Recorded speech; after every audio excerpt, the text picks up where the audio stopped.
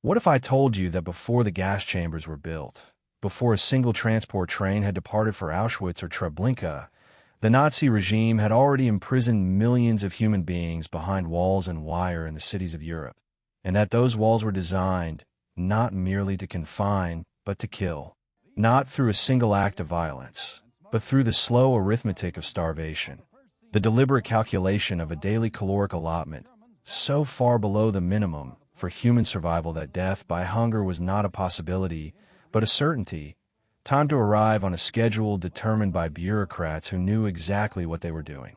What if I told you that inside those walls, in the ghettos of Warsaw and Lodz and Vilna and Krakow, and dozens of other cities across occupied Europe, human beings did not simply wait to die, that they built schools and hospitals and orchestras and resistance organizations and underground newspapers and smuggling networks and archives and theater productions, that they created, within the narrowest and most brutal constraints imaginable, something that insisted on continuing to be human culture, and that the record of what they built and how they lived and what they chose to do with the time that was being taken from them is one of the most important and least taught chapters in all of modern history.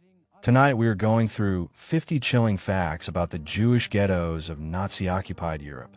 50 facts that cover the daily reality of ghetto life, the starvation and the disease, the smuggling and the resistance, the Judenrat and its impossible choices, the cultural life that persisted against every physical and psychological assault the regime directed at it, and the liquidations, the deportations to the extermination camps that ended the ghettos one by one between 1942 and 1944. Some of these facts will be things you have encountered before, but never in this depth. Many of them will be things your history education left entirely out. Get comfortable. Let your body settle. Let your breathing slow. The history we are moving through tonight is among the most human in the entire Holocaust record, because the ghettos were not the gas chambers. The ghettos were places where people lived, however briefly and however terribly, and where the full range of human response to impossible conditions was on display. Tonight we bear witness to all of it. Fact number 1. What a ghetto actually was, and why the definition matters. The word ghetto has a long history that predates the Nazi period by several centuries. The original Venetian ghetto, established in 1516 in the Cannaregio district of Venice, where Jewish residents were required to live from sundown to sunrise, gave the institution its name. Jewish ghettos existed across Europe from the medieval period through the 19th century, when emancipation movements progressively dismantled the legal barriers that confined Jewish populations to designated residential areas. By the time Adolf Hitler became Chancellor of Germany in 1933, the ghetto as a formal legal institution had not existed in Western or Central Europe for generations. The Nazi ghettos of occupied Poland and the Soviet Union were not a revival of the medieval ghetto. They were something categorically different, and the categorical difference is not semantic. The medieval ghetto was a confinement institution designed to segregate a population that the authorities wished to control and exploit. The Nazi ghetto was a killing institution designed to eliminate a population through a process that combined immediate violence, deliberate starvation, disease, and eventual deportation to extermination facilities. The distinction matters because it determines how we interpret every specific fact about ghetto conditions.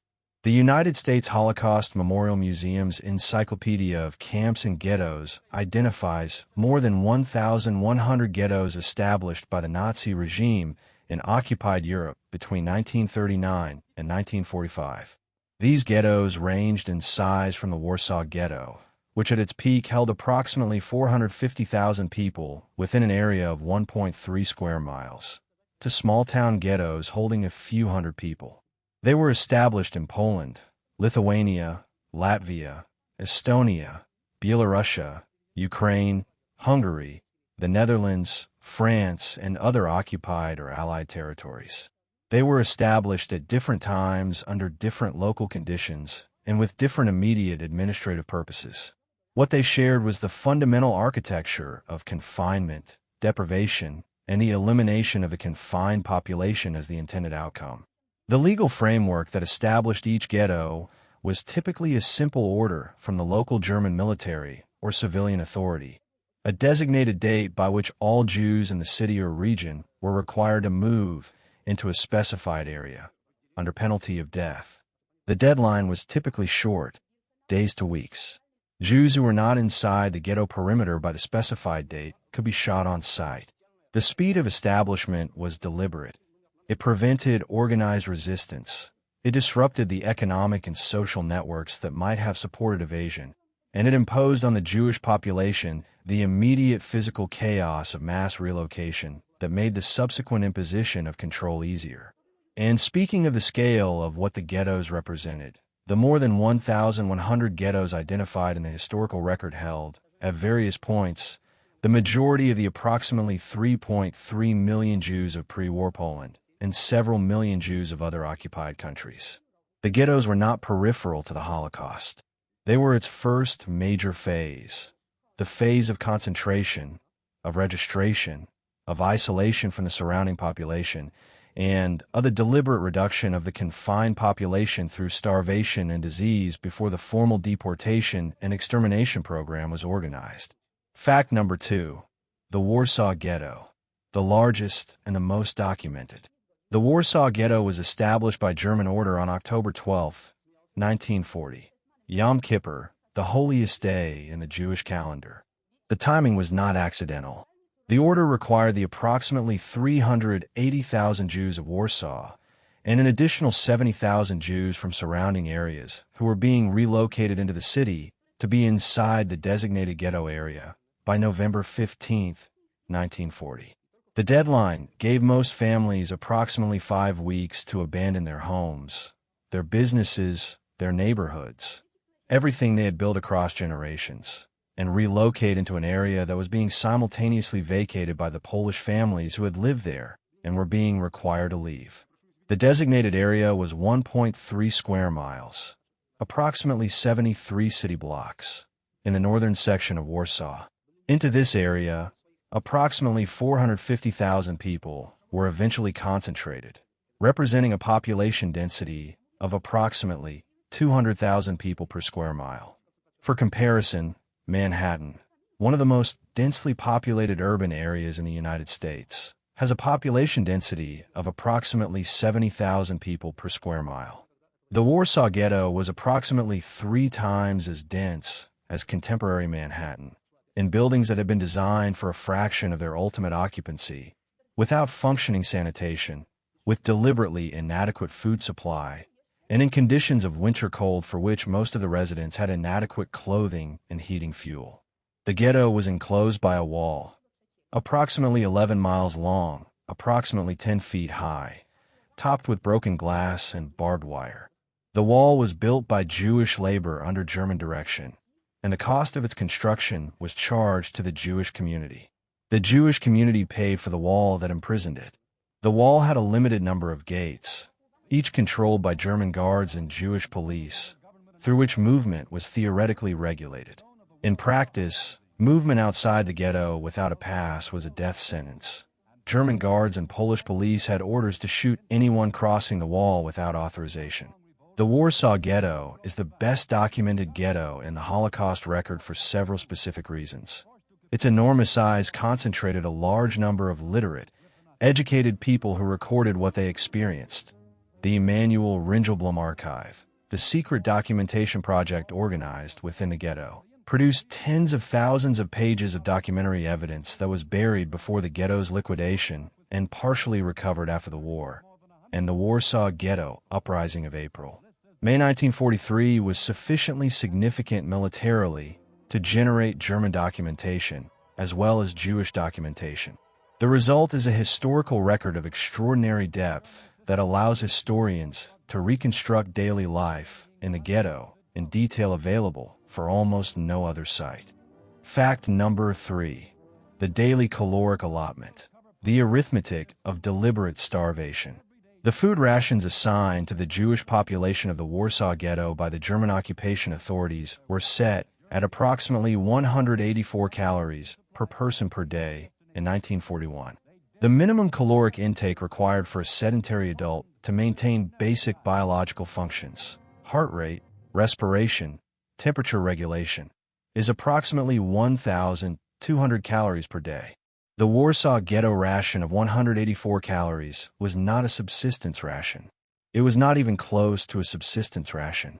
It was a starvation ration, a deliberate allocation calculated to kill the confined population through hunger at a pace the authorities considered acceptable.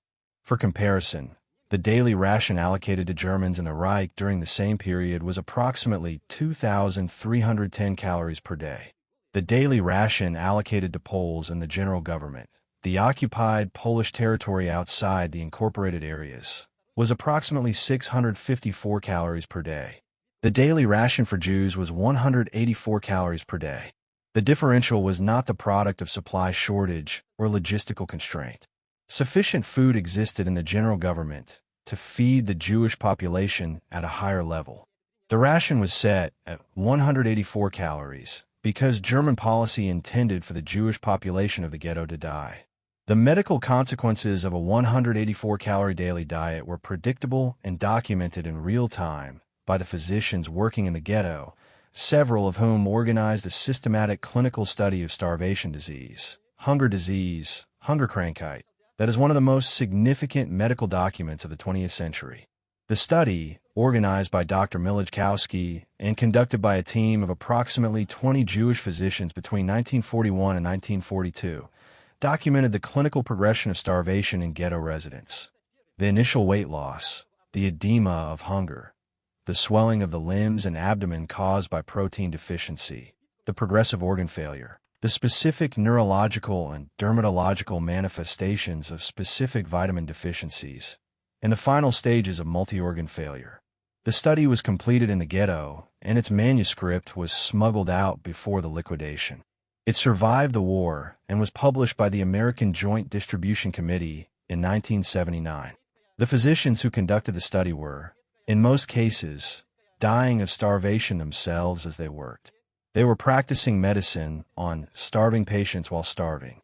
They were conducting clinical research on hunger disease while experiencing hunger disease. The study they produced is considered a foundational document in the clinical understanding of starvation physiology. Its authors died in the Warsaw Ghetto or in Treblinka. The knowledge they generated at the cost to their lives has been used by physicians working with famine victims in every subsequent decade. The gap between the 184-calorie official ration and the calories required for survival was bridged for those who survived longer than the arithmetic of the official ration would predict by the black market and by smuggling. The systematic, dangerous, and absolutely essential underground food economy that operated throughout the ghetto's existence. We will examine that economy in a later fact. For now, the point is the official ration itself, 184 calories. The German authorities knew what 184 calories meant for a human being. They set the number anyway. Fact number 4, the Łódź Ghetto, the ghetto that lasted longest, and what that cost. The Łódź Ghetto, established in the industrial city of Łódź, which the Germans renamed Litzmannstadt, was the second largest ghetto in occupied Poland and the longest surviving. It was established in February 1940, approximately 8 months before the Warsaw Ghetto, and it survived until August 1944, outlasting the Warsaw Ghetto by more than a year, surviving longer than any other major ghetto in occupied Poland, and achieving its unusual longevity through a specific and morally complex strategy that its leader, Mordecai Chaim Rumkowski, pursued from the beginning. Rumkowski, the eldest of the Jews, as the Germans designated him, built the Łódź Ghetto into a functioning industrial complex. He organized the ghetto's approximately 200,000 inhabitants into a labor force that produced military goods for the German war economy: uniforms, furniture, metal goods, electrical components. His argument to the German authorities was simple and relentless. The Jews of Łódź were economically valuable alive. Killing them would deprive the Reich of their labor. Keeping them alive and working served German interests. For approximately 4 years, this argument worked. The Łódź Ghetto was repeatedly spared the deportations that liquidated other ghettos because German economic authorities agreed with Rumkowski's assessment of the ghetto's productivity. The cost of Rumkowski's strategy was paid by specific people in specific ways. In September 1942, the German authorities demanded the deportation of the ghetto's children under 10, the elderly over 65, and the sick, categories of people who were not contributing to the ghetto's industrial output. Rumkowski gave a speech, documented in multiple testimonies and partially preserved in recording, in which he asked the ghetto's parents to give up their children. "I must stretch out my hands and beg. Brothers and sisters, hand them over to me. Fathers and mothers, give me your children." He argued that sacrificing those who could not work would save those who could. The children, the elderly, and the sick were deported to Chelmno, where they were killed in gas vans. Approximately 15,000 people were deported in the September 1942 action. Rumkowski himself was deported in August 1944, when the German authorities, facing the advancing Soviet army and having extracted as much economic value from the ghetto as they could, organized the final liquidation. He was sent to Auschwitz. He died there, probably in the gas chambers, though his exact fate is uncertain. The approximately 70,000 survivors of the Łódź Ghetto who were deported in August 1944 were sent to Auschwitz-Birkenau. Most were killed immediately upon arrival. The Łódź Ghetto's industrial productivity had delayed the deaths of its inhabitants by approximately 4 years. The deaths came anyway. The judgment of Rumkowski, whether his collaboration with German authorities to extend the ghetto's survival was a form of rescue or a form of collaboration that made the ultimate killing easier, has been debated by historians and by survivors for decades. Primo Levi, who survived Auschwitz and who wrote one of the most penetrating analyses of the gray zone between victim and collaborator in Holocaust history, addressed the Rumkowski question directly and declined to render a simple judgment. The question that Rumkowski poses is not, was he a good man or a bad man? The question is, what does survival require? What does it cost? And who pays the cost? Fact number 5. The Vilna Ghetto, the Jerusalem of Lithuania sealed behind wire. Vilna, Vilnius in Lithuanian, Wilno in Polish, had been one of the great centers of Jewish intellectual life in Europe for centuries. It was home to the YIVO Institute for Jewish Research, the Yiddischer Wissenschaftlicher Institute, the primary scholarly institution for the study of Yiddish language and Eastern European Jewish culture, and to a tradition of Jewish learning that had made it, in the Jewish world, the Jerusalem of Lithuania. The Vilna Ghetto, established in September 1941 after the Einsatzgruppen and their Lithuanian collaborators had already killed a significant portion of the city's Jewish population at Ponary Forest, held approximately 40,000 people at its establishment. The Vilna Ghetto is significant in the Holocaust record for multiple reasons beyond its intellectual heritage. It was one of the first ghettos in which the organized armed resistance movement, the FPO, the Vereinigte Partisanenorganisatie, was established.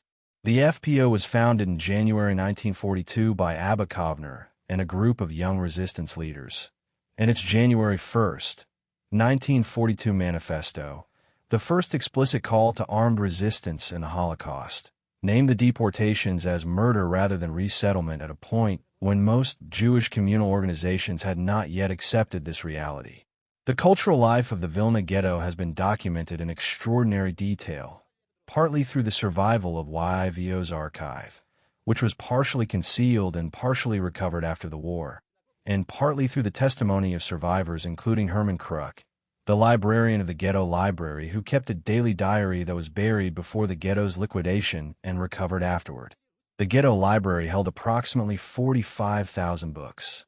In its first year of operation, it was visited by approximately 100,000 borrowers, people who were starving, who were working forced labor assignments, who were living in conditions of constant terror, and who came to the library to borrow books. The reading statistics of the Vilna Ghetto Library are one of the most striking specific facts in the entire Holocaust record. The Vilna Ghetto was liquidated in September 1943. The FPO, when the liquidation began, attempted to organize armed resistance within the ghetto. The response of the ghetto population was not, in the main, to join the armed resistance.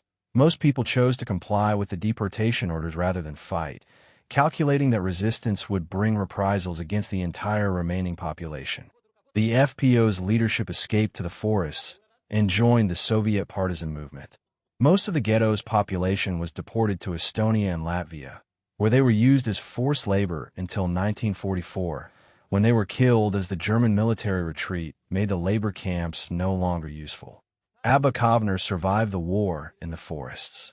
Herman Kruk was killed at a labor camp in Estonia in September 1944.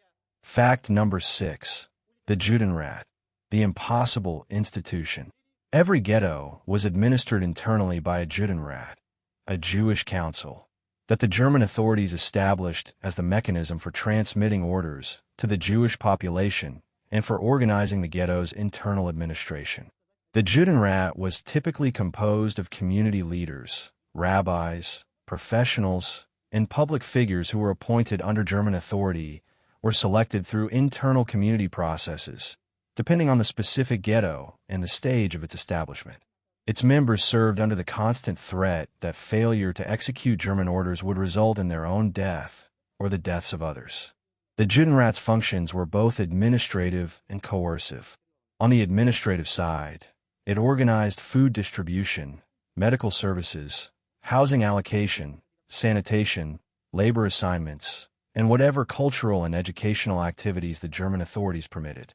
On the coercive side, it was responsible for delivering the lists of names for deportations. When the German authorities ordered a deportation, they specified a number, and the Judenrat was responsible for producing the people.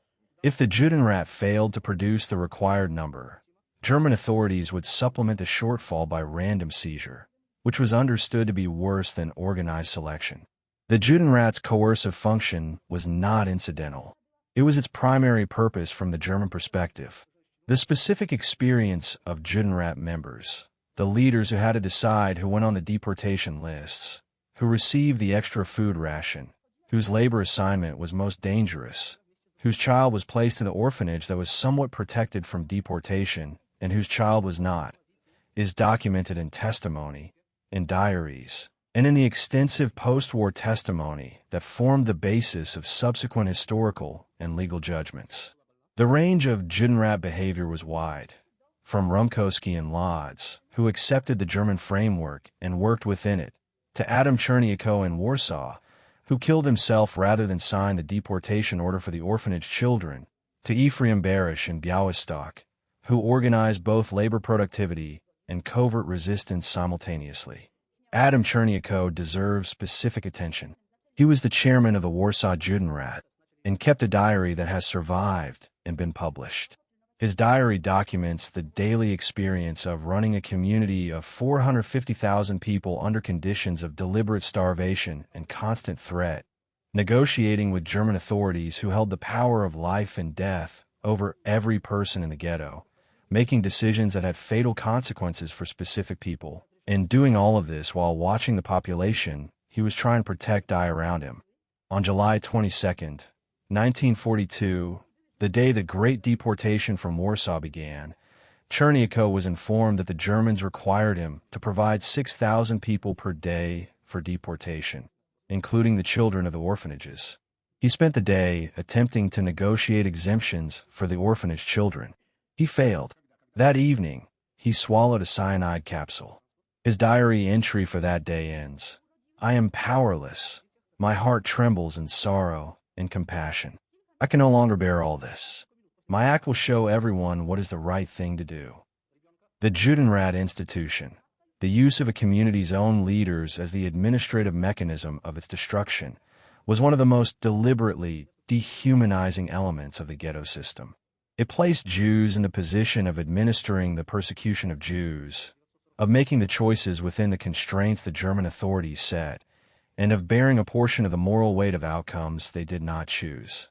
Hannah Arendt's controversial analysis of the Judenrat in Eichmann in Jerusalem, published in 1963, sparked a debate about Jewish leadership and collaboration that continues among historians. The dominant current historical judgment is that Arendt's analysis, while raising genuine moral questions, failed to adequately account for the specific conditions of coercion under which Judenrat members operated and the complete absence of any option that preserved both survival and moral purity. Fact number 7. Smuggling. The underground economy that kept people alive.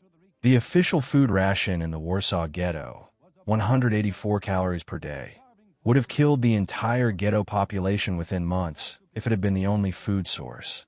The population survived longer than the arithmetic of the official ration predicted because of a massive, systematically organized underground food economy that moved food across the ghetto wall through every available means.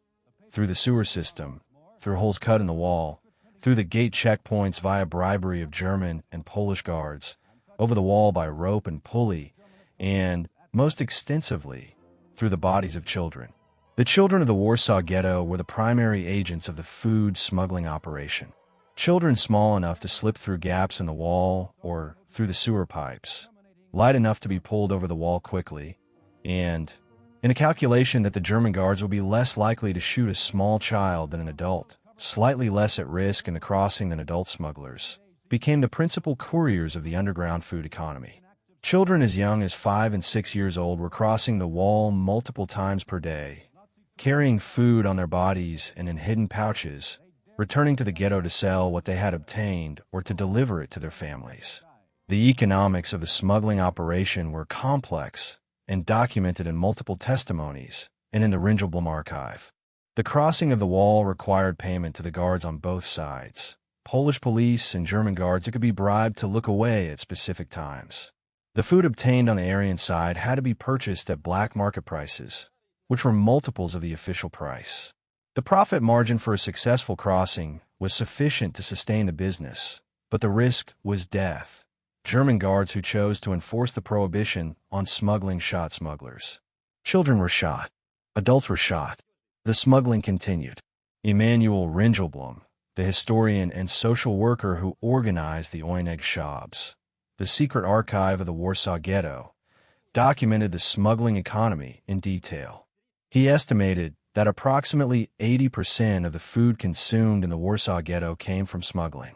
Without the smuggling, the ghetto population would have died on the German authorities' intended timeline. The smuggling delayed the deaths, stretched the survival of people who would otherwise have starved within months, and gave the ghetto's population the additional months of life in which they built schools and orchestras and resistance organizations and archives. The German authorities' response to smuggling was periodic crackdown rather than systematic elimination. They conducted sweeps, built up sections of the wall, added guards, shot smugglers when they caught them. But they never achieved a complete shutdown of the food economy, partly because the bribery of guards was too lucrative to be completely suppressed by the guards themselves. The German guards who accepted bribes from Jewish smugglers were participating in the underground economy that kept alive a population their government intended to kill. The moral complexity of that arrangement, guards taking money to allow children to pass food that would delay the deaths their organization was committed to causing, is one of the more surreal specific realities of ghetto life. Fact number 8. The Ringelblum Archive, the most important underground archive in history. Emanuel Ringelblum was a historian, social worker, and YVO researcher who had been working on the documentation of Jewish life in Poland before the war. When the Warsaw Ghetto was established, he organized what became the most significant clandestine documentation project in Holocaust history, the Oyneg Shops, Hebrew for the pleasure of the Sabbath, named for the Saturday meetings at which the group gathered. The project recruited writers, teachers, rabbis, housewives, economists, physicians, and others to document every aspect of ghetto life in real time. The Oyneg Shops archive collected diaries, testimonies, statistical surveys, artistic works, underground newspapers, food ration cards, official orders, smuggled photographs, children's drawings, rabbinical rulings, hospital records, and thousands of other documents. It organized systematic surveys of ghetto conditions, surveys of the black market, surveys of housing density, surveys of the experience of Jews deported from specific regions to Warsaw, surveys of the smuggling economy, surveys of the death rate by age and neighborhood. It collected testimonies from people who had escaped from or survived early killing operations, including some of the first testimonies from people who had been in Chelmno, the first extermination camp to begin operations in December 1941. The archive produced documents that were not merely records but analyses, including a comprehensive statistical study of the ghetto's death rate, a study of the psychological effects of ghetto conditions on children, and a systematic analysis of the German administration's economic exploitation of the ghetto. Ringelblum understood that the archive was not only a historical record, but a form of resistance, a refusal to allow the German authorities to determine what would be remembered about the Jewish people.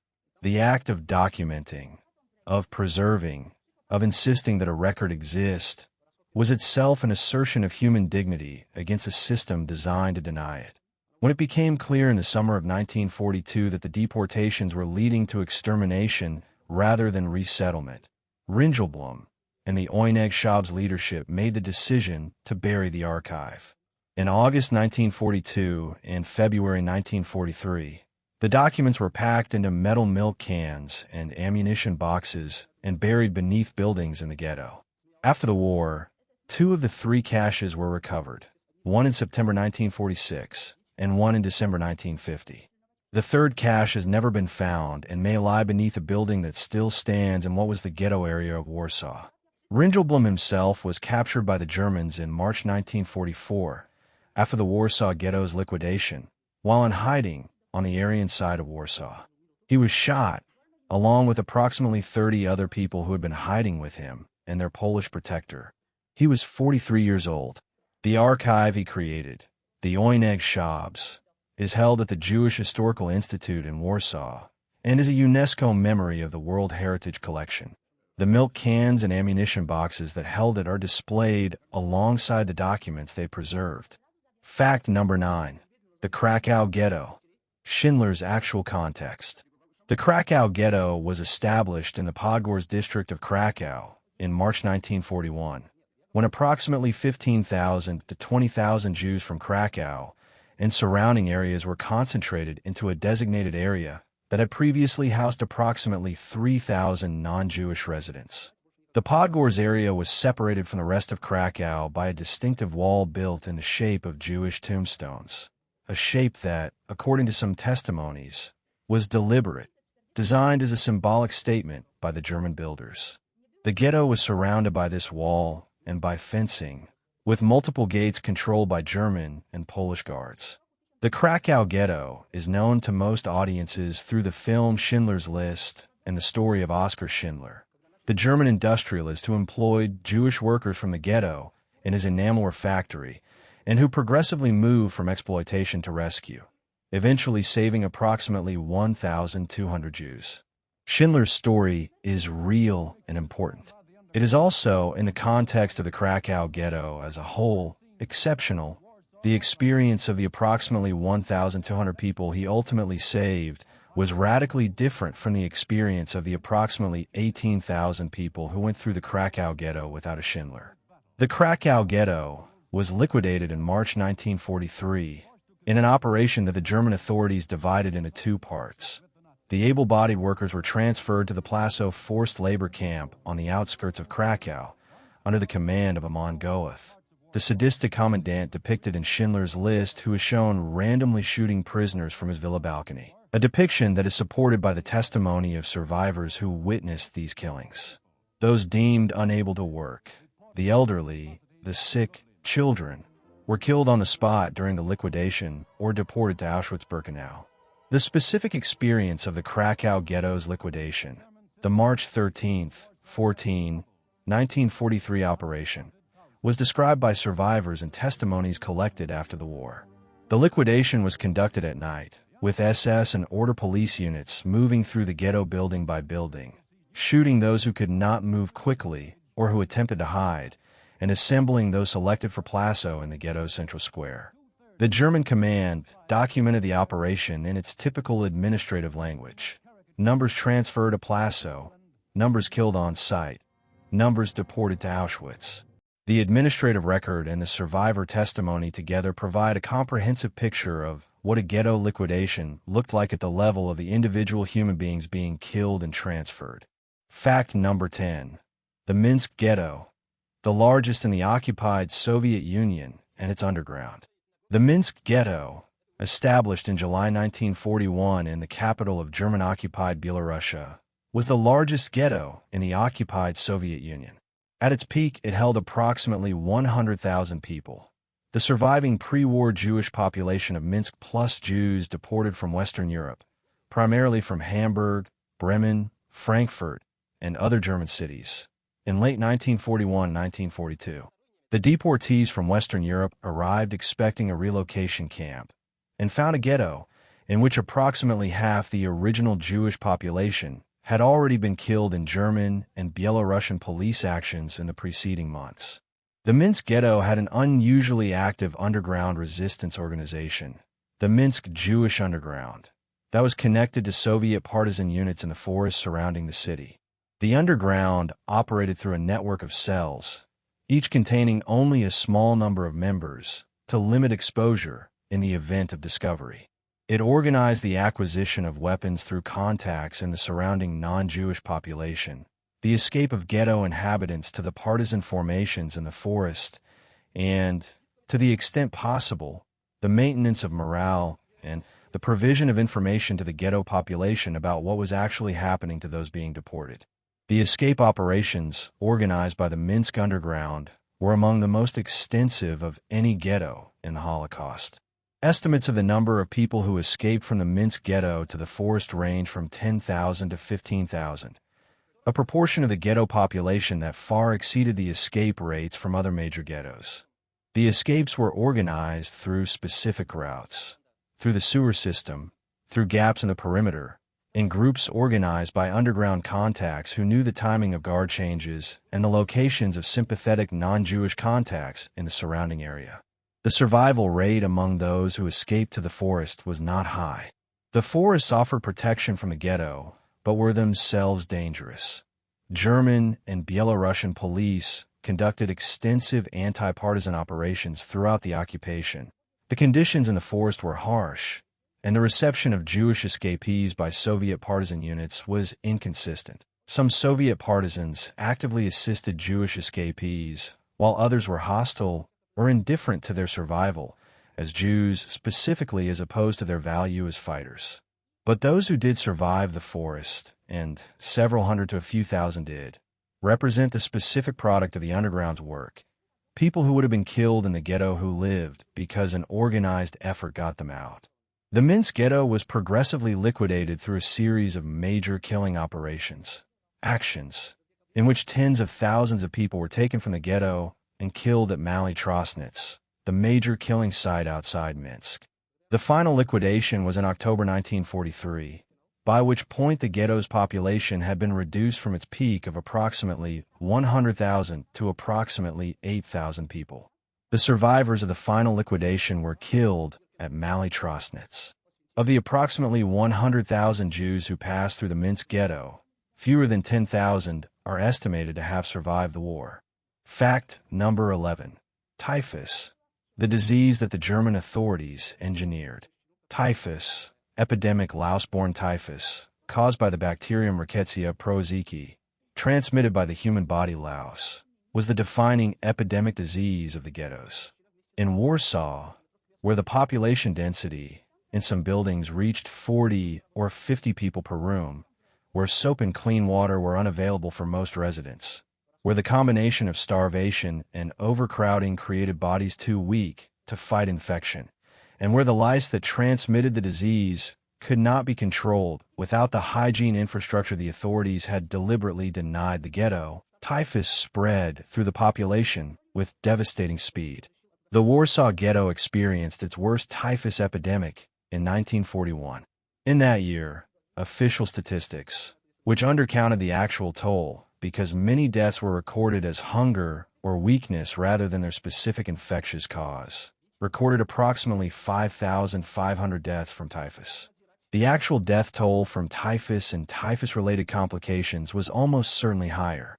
Physicians in the ghetto documented the epidemic in clinical and epidemiological terms that make clear both the biological mechanism and the deliberate nature of the conditions that produced it.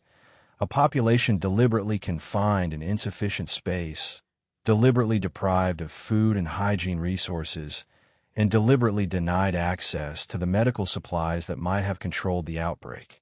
The German authorities used the typhus epidemic in their propaganda as justification for the ghetto's walls. Anti-Jewish propaganda posters in Warsaw showed a louse alongside a Jewish man and a Star of David with the caption "Jews, lice, typhus," presenting the epidemic that German policies had created as evidence of the inherent disease-carrying nature of Jews. The propaganda inverted the causal relationship. The German policies of overcrowding and starvation had created the conditions for the epidemic, and the epidemic was then used as propaganda evidence for the necessity of the policies. The circularity of this logic was deliberate. The physicians of the Warsaw Ghetto worked under conditions that made standard medical practice nearly impossible. The ghetto hospitals, the Zist Jewish Hospital, had been relocated into the ghetto and attempted to function with a fraction of its pre-war resources, were overwhelmed with patients and lacked the antibiotics, disinfectants, and basic medical supplies that were available in the rest of Warsaw. The physicians improvised, treating symptoms they could not cure, organizing what isolation and quarantine measures were possible in conditions of extraordinary overcrowding, and maintaining clinical records that became part of the documentary evidence base for the post-war understanding of the Holocaust medical dimensions. And speaking of the biological dimension of ghetto conditions, tuberculosis, dysentery, and a range of other infectious diseases were also endemic throughout the ghetto system. The German authorities' decision to maintain food rations at levels far below subsistence was not only a direct cause of death through starvation. It was a method of immunological destruction. A starved body has an impaired immune system, and the same individuals who were dying of starvation were simultaneously dying of the opportunistic infections that a healthy immune system would have controlled. The relationship between starvation and disease mortality in the ghettos was not additive. It was multiplicative. Each made the other more lethal. Fact number 12. The children of the ghettos, the youngest victims and the youngest resistors. Approximately 1/3 of the pre-war Jewish population of Poland was under 18 years of age. This demographic reality meant that the Warsaw Ghetto, the Łódź Ghetto, and the ghettos of other major cities held tens of thousands of children. The experience of children in the ghetto system was distinctive both in its specific horrors and in the specific forms of resistance and cultural life that children participated in and generated.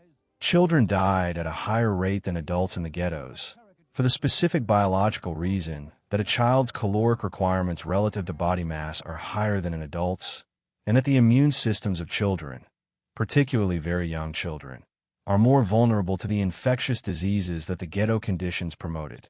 The Warsaw Ghetto mortality statistics show a consistently higher death rate for children under 5 than for any other age group. Children who were visibly starving were a ubiquitous presence on the ghetto streets. The swollen limbs and distended abdomen of advanced hunger disease, which the ghetto population called hunger belly, were seen on children throughout the ghetto's existence. The clandestine schools of the ghettos were among the most significant cultural institutions in the ghetto system. Education was prohibited by the German authorities, a prohibition that was part of the broader program of cultural destruction. The prohibition was systematically and extensively violated throughout the ghettos. In Warsaw, an underground educational network organized by teachers who had been part of the pre-war school system continued to teach children throughout the ghetto's existence. The schools met in apartments, in basement rooms, in whatever spaces were available, and could be kept relatively secret.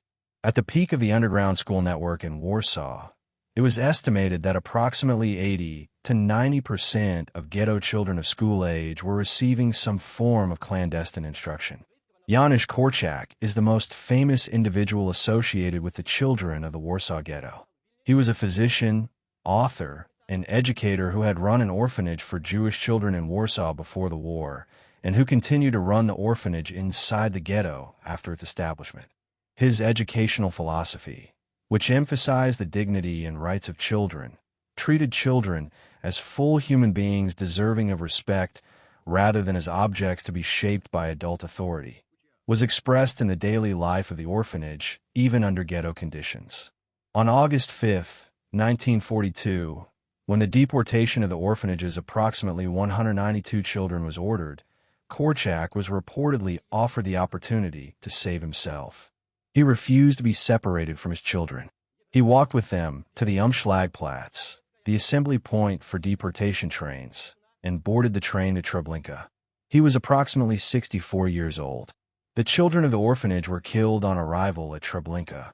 And, speaking of children as agents rather than only as victims, the food smuggling operations that were essential to the survival of the Warsaw Ghetto were conducted primarily by children. Children whose small bodies could fit through gaps in the wall that adults could not pass.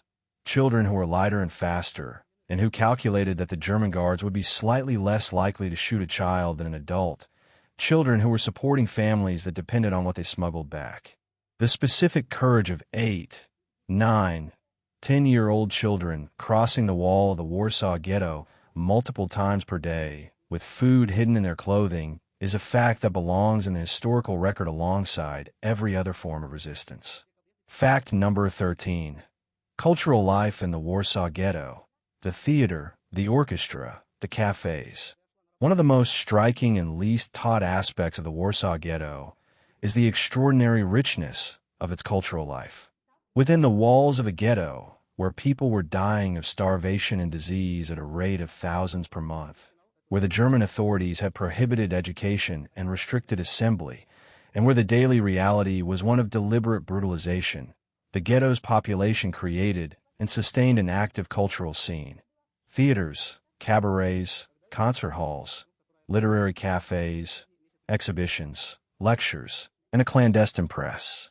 The Femina Theater in the ghetto offered theatrical productions throughout 1941 and into 1942.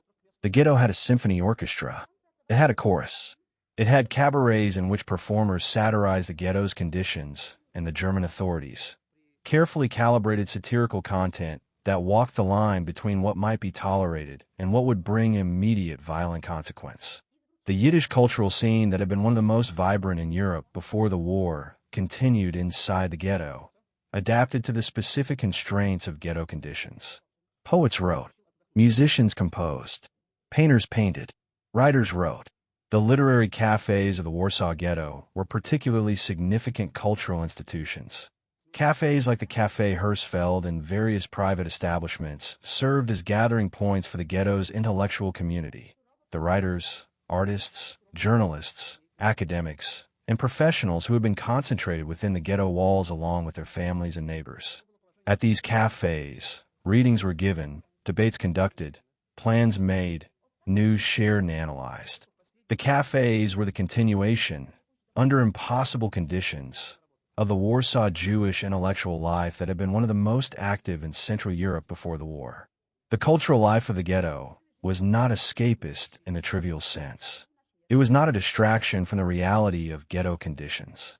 It was, in the understanding of many of those who participated in it and wrote about it, a form of resistance. The insistence that the German authorities could not strip the Jewish population of its humanity, its creativity, its intelligence, its connection to the cultural traditions that were part of its identity. The Oyneg Shab's archive's specific interest in documenting cultural life was motivated by this understanding. The record of the ghetto's cultural production was evidence that the dehumanization project had not succeeded.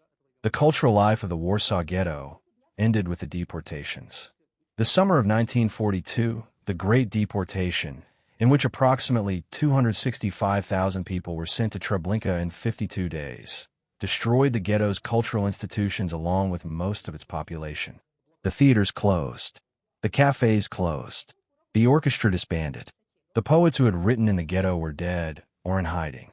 What survived was the documentary record, the writings, the compositions, the testimonies, the archive that Ringelblum and the Oyneg Shabs had built. The cultural life of the Warsaw Ghetto is preserved in its documents, in the way that all human culture that has been destroyed is preserved in what it left behind. Fact number 14. The Great Deportation from Warsaw. 265,000 people in 52 days. On July 22, 1942, the German authorities began what they call the resettlement action from the Warsaw Ghetto. The Judenrat was informed that the ghetto's population was to be resettled in the east, a term that the German authorities used consistently for the deportations to the extermination camps, maintaining the fiction of resettlement, even as the evidence that deportation meant death was accumulating. The daily deportation quota was initially set at 6,000 people per day. On the day the deportation began, Adam Cherniakow, the chairman of the Warsaw Judenrat, swallowed cyanide rather than sign the deportation order for the orphanage children. The Great Deportation lasted 52 days, from July 22nd to September 21st, 1942. In that period, approximately 265,000 people, the majority of the Warsaw Ghetto's then current population of approximately 350,000, were deported from the Umschlagplatz, the assembly point adjacent to the railway station, in sealed freight cars. The transport time from Warsaw to Treblinka was approximately 2 hours. At Treblinka, the people on the transports were taken directly from the trains into the gas chambers and killed within hours of arrival. The entire 265,000 people deported from Warsaw in 52 days were killed at Treblinka. The Umschlagplatz was a space of approximately 100 meters by 150 meters, a small square adjacent to a railway siding, in which up to 8,000 people were held at a time, waiting for the trains that would take them to Treblinka. The conditions at the Umschlagplatz were deliberately brutal. No water, no food, no toilet facilities, in summer heat, with guards who beat anyone who moved without permission and who shot anyone who attempted to flee. People who arrived at the Umschlagplatz in the morning might not board a train until the following day. The waiting period, in those specific conditions, was itself part of the killing. The roundups for the Great Deportation were conducted by a combination of German SS and police, Jewish police, and Ukrainian and Latvian auxiliaries. The Jewish police, the Ordnungsdienst, were given a specific role that has been one of the most analyzed and debated aspects of the deportation period. Each Jewish policeman was required to deliver a daily quota of people for deportation or face deportation himself. The quota system made the Jewish police agents of the deportation in a specific and coercive way. They conducted roundups, forced people from their apartments, and delivered them to the Umschlagplatz. Those who refused faced deportation themselves. Those who complied participated in the death of their community. The Great Deportation was the central event of the Warsaw Ghetto's history. In 52 days, the ghetto lost approximately 75% of its population to Treblinka. The approximately 60,000 to 70,000 people who remained in the ghetto after September 21, 1942, were those who had labor cards identifying them as workers in enterprises that the German authorities were maintaining, or who had survived by hiding. The cultural life, the schools, the theaters, the cafes, all of this had been destroyed along with the people who had sustained it. The ghetto that remained after September 1942 was a fundamentally different place from the ghetto that had existed before July 22nd. Fact number 15. The Treblinka Connection. What happened at the end of the train line?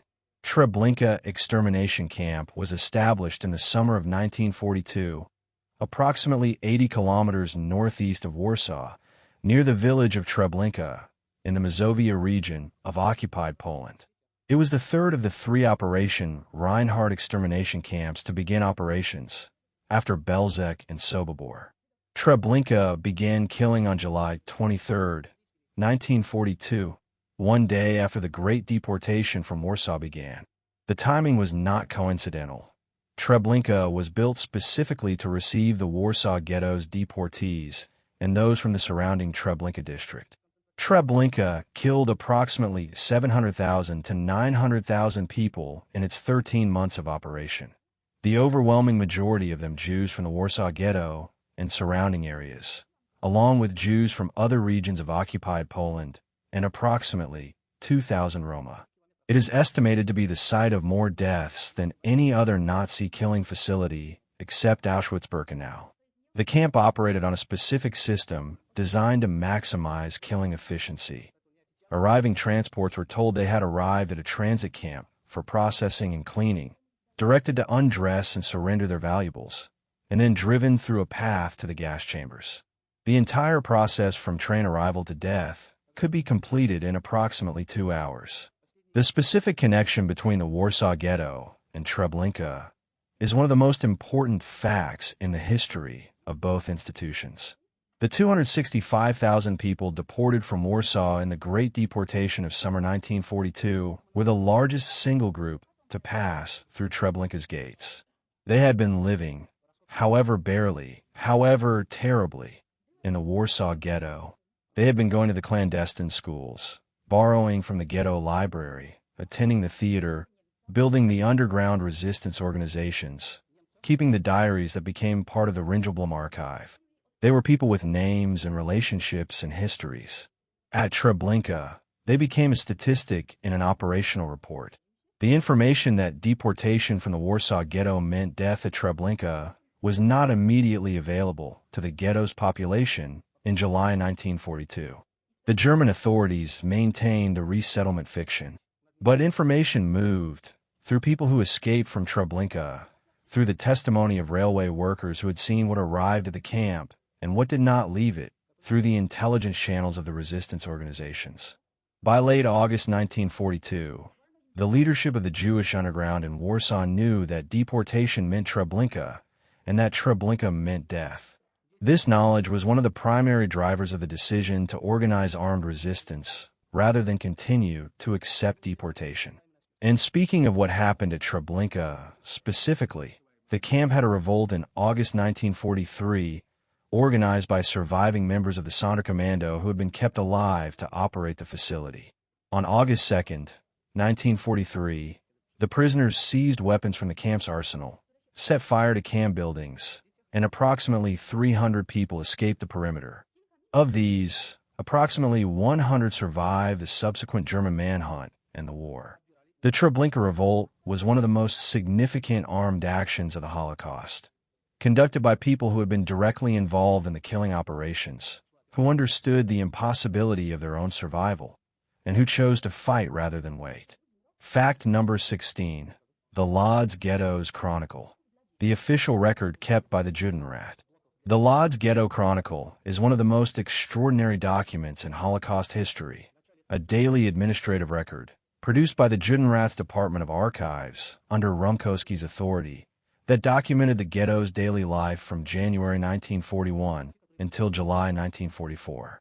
The chronicle was produced by a team of writers and administrators who recorded, in extraordinary detail, the events of each day in the ghetto, the weather, the food rations and their caloric content, the death toll, the cultural events, the labor assignments, the deportations, the German orders received, the internal administrative decisions made, and the countless specific human details of daily life in a confined, starving, dying community.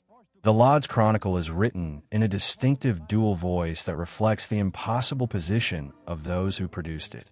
It is simultaneously an official administrative record, attempting to maintain the neutrality and comprehensiveness of a government document, and a human document that cannot entirely suppress the horror of what it is recording. The entry for September 1st, 1942, during the Gesperre, the curfew action in which the children, elderly, and sick were taken for deportation to Chelmno, begins with weather information and moves to the statistical count of those seized. The statistical language and the subject matter of the statistics are in profound tension throughout the document. The Chronicle survived the war because it was buried by its creators before the final liquidation of the ghetto. It was recovered after the war, decoded. Some sections have been written in Yiddish, some in German, some in Polish, and eventually published in a scholarly edition that runs to multiple volumes. It is now one of the primary source documents for the history of the Łódź Ghetto and for the history of Jewish communal life under conditions of extreme persecution. The Łódź Chronicle's documentation of food is particularly significant. It records, day by day, the specific food rations distributed to the ghetto population, the calories, the composition, the frequency of distribution. It records the responses of the population to each change in the ration, the market prices of smuggled food, the specific foods that were available and those that were not. Reading the food records of the Lodz Chronicle over time shows a progressive deterioration. The quantities decrease, the nutritional quality declines, the substitutions become more extreme. The food record is a chart of deliberate starvation rendered in bureaucratic notation. The team of writers who produced the Chronicle included Julian Kukier, Bernardo Straussky, and others whose names have been partially reconstructed from the surviving documents. Most of them died in Auschwitz following the final liquidation of the Łódź Ghetto in August 1944. The archive they created, the record of daily life in a ghetto that their own Judenrat administered, under conditions that their own leader had organized, is a document without clear parallel in any other historical situation. Fact number 17. Hidden children. The thousands who survived outside the walls. One of the most significant and least known dimensions of ghetto history is the systematic effort to move Jewish children out of the ghettos and into hiding on the Aryan side of the walls. These efforts, organized by individuals, by Jewish underground organizations, by Polish rescue networks, and by individual non-Jewish families who were willing to take the risk, saved thousands of children who would otherwise have died in the ghetto liquidations. The children who survived in this way are known as hidden children, and their experience, the specific experience of living and hiding under false identities dependent on the courage and goodwill of people who were risking their own lives to shelter them, is one of the most distinctive in the Holocaust record. In Warsaw, the most significant organized rescue operation for children was conducted by Irina Sendler and the Zagota Network. The Council to Aid Jews, a Polish underground organization that was the only government-in-exile-supported rescue organization in occupied Europe. Sendler, a Polish social worker with the Warsaw Social Welfare Department, used her access pass to enter the ghetto and organize the smuggling of children out of the walls. Children were smuggled out in a variety of ways: in coffins, in toolboxes, in ambulances, through the sewer system, through holes in the wall, in bags and sacks. Sendler estimated that she personally helped smuggle approximately 2,500 children out of the Warsaw Ghetto. The logistics of hiding Jewish children on the Aryan side were complex and required the cooperation of multiple people: the individual or family providing shelter, the person who had helped get the child out of the ghetto, the provider of false identity documents, and any neighbors or acquaintances who might encounter the child and ask questions. Each person in the chain was risking death. The German authorities imposed the death penalty on anyone sheltering a Jew, and in Poland this penalty extended to family members. The risk was not theoretical. Approximately 700 Poles were executed by German authorities for sheltering Jews, and many more were killed by denunciatory neighbors before the German authorities were even involved. Irina Sendler was arrested by the Gestapo in October 1943.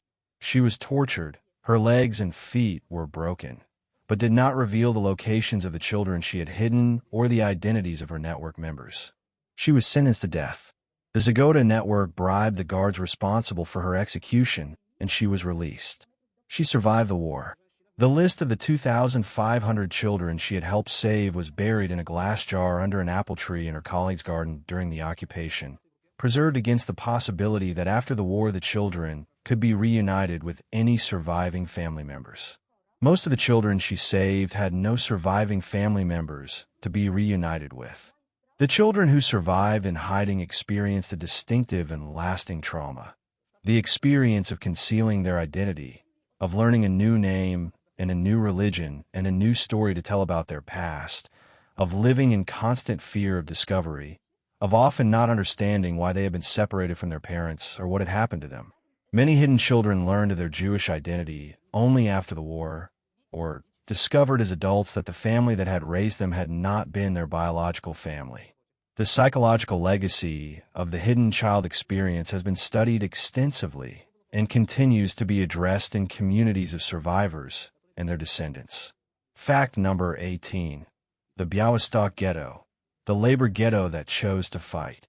The Białystok Ghetto was established in Białystok, a major textile manufacturing city in northeastern Poland, in August 1941. Its leader, Ephraim Barish, pursued a strategy similar to Rumkowski's in Łódź, organizing the ghetto's industries to produce goods for the German war economy, arguing that economic productivity would delay or prevent liquidation. Barish's approach was similar to Rumkowski's in its economic logic, but different in a specific and significant way. Barish simultaneously organized and supported the underground armed resistance movement within the ghetto. The Białystok Ghetto's underground was organized by Mordecai Tenenbaum, a young leader of the Hashomer Hatzair youth movement who had traveled through multiple ghettos as a resistance organizer before arriving in Białystok. Tenenbaum organized the acquisition of weapons, established contact with partisan units in the surrounding forests, and built an archive, similar to the Ringelblum Archive in Warsaw, that documented the ghetto's history and was buried before the final liquidation. The Tenenbaum Archive, recovered after the war, is one of the primary sources for the history of the Białystok Ghetto. The Białystok Ghetto experienced a partial deportation in February 1943, in which approximately 10,000 people were deported to Treblinka. The deportation, which killed a significant portion of the ghetto's population in a single operation, did not trigger the armed uprising that the resistance had been planning. The resistance leadership calculated that conditions were not yet right for the full uprising, and that premature action would only accelerate the final liquidation without saving anyone. The final liquidation of the Białystok Ghetto began on August 16, 1943. On that day, Tenenbaum and his co-commander Daniel Moskowitz gave the order for the uprising. The fighters of the Białystok underground, armed with pistols, rifles, and Molotov cocktails, resisted the entering German forces for approximately 5 days before being overcome. Tenenbaum and Moskowitz died during the fighting. The exact circumstances of their deaths are not definitively established. They may have been killed in combat or may have committed suicide to avoid capture. The majority of the ghetto's remaining population was deported to Treblinka and Majdanek. The Białystok uprising is significant in the pattern of ghetto resistance because it occurred after the Warsaw Ghetto Uprising and reflects the specific influence of the Warsaw Uprising's example. The news of the Warsaw Uprising in April-May 1943, transmitted through underground communication channels across the ghetto system, confirmed for resistance organizations in other ghettos that armed resistance was both possible and the appropriate response to deportation.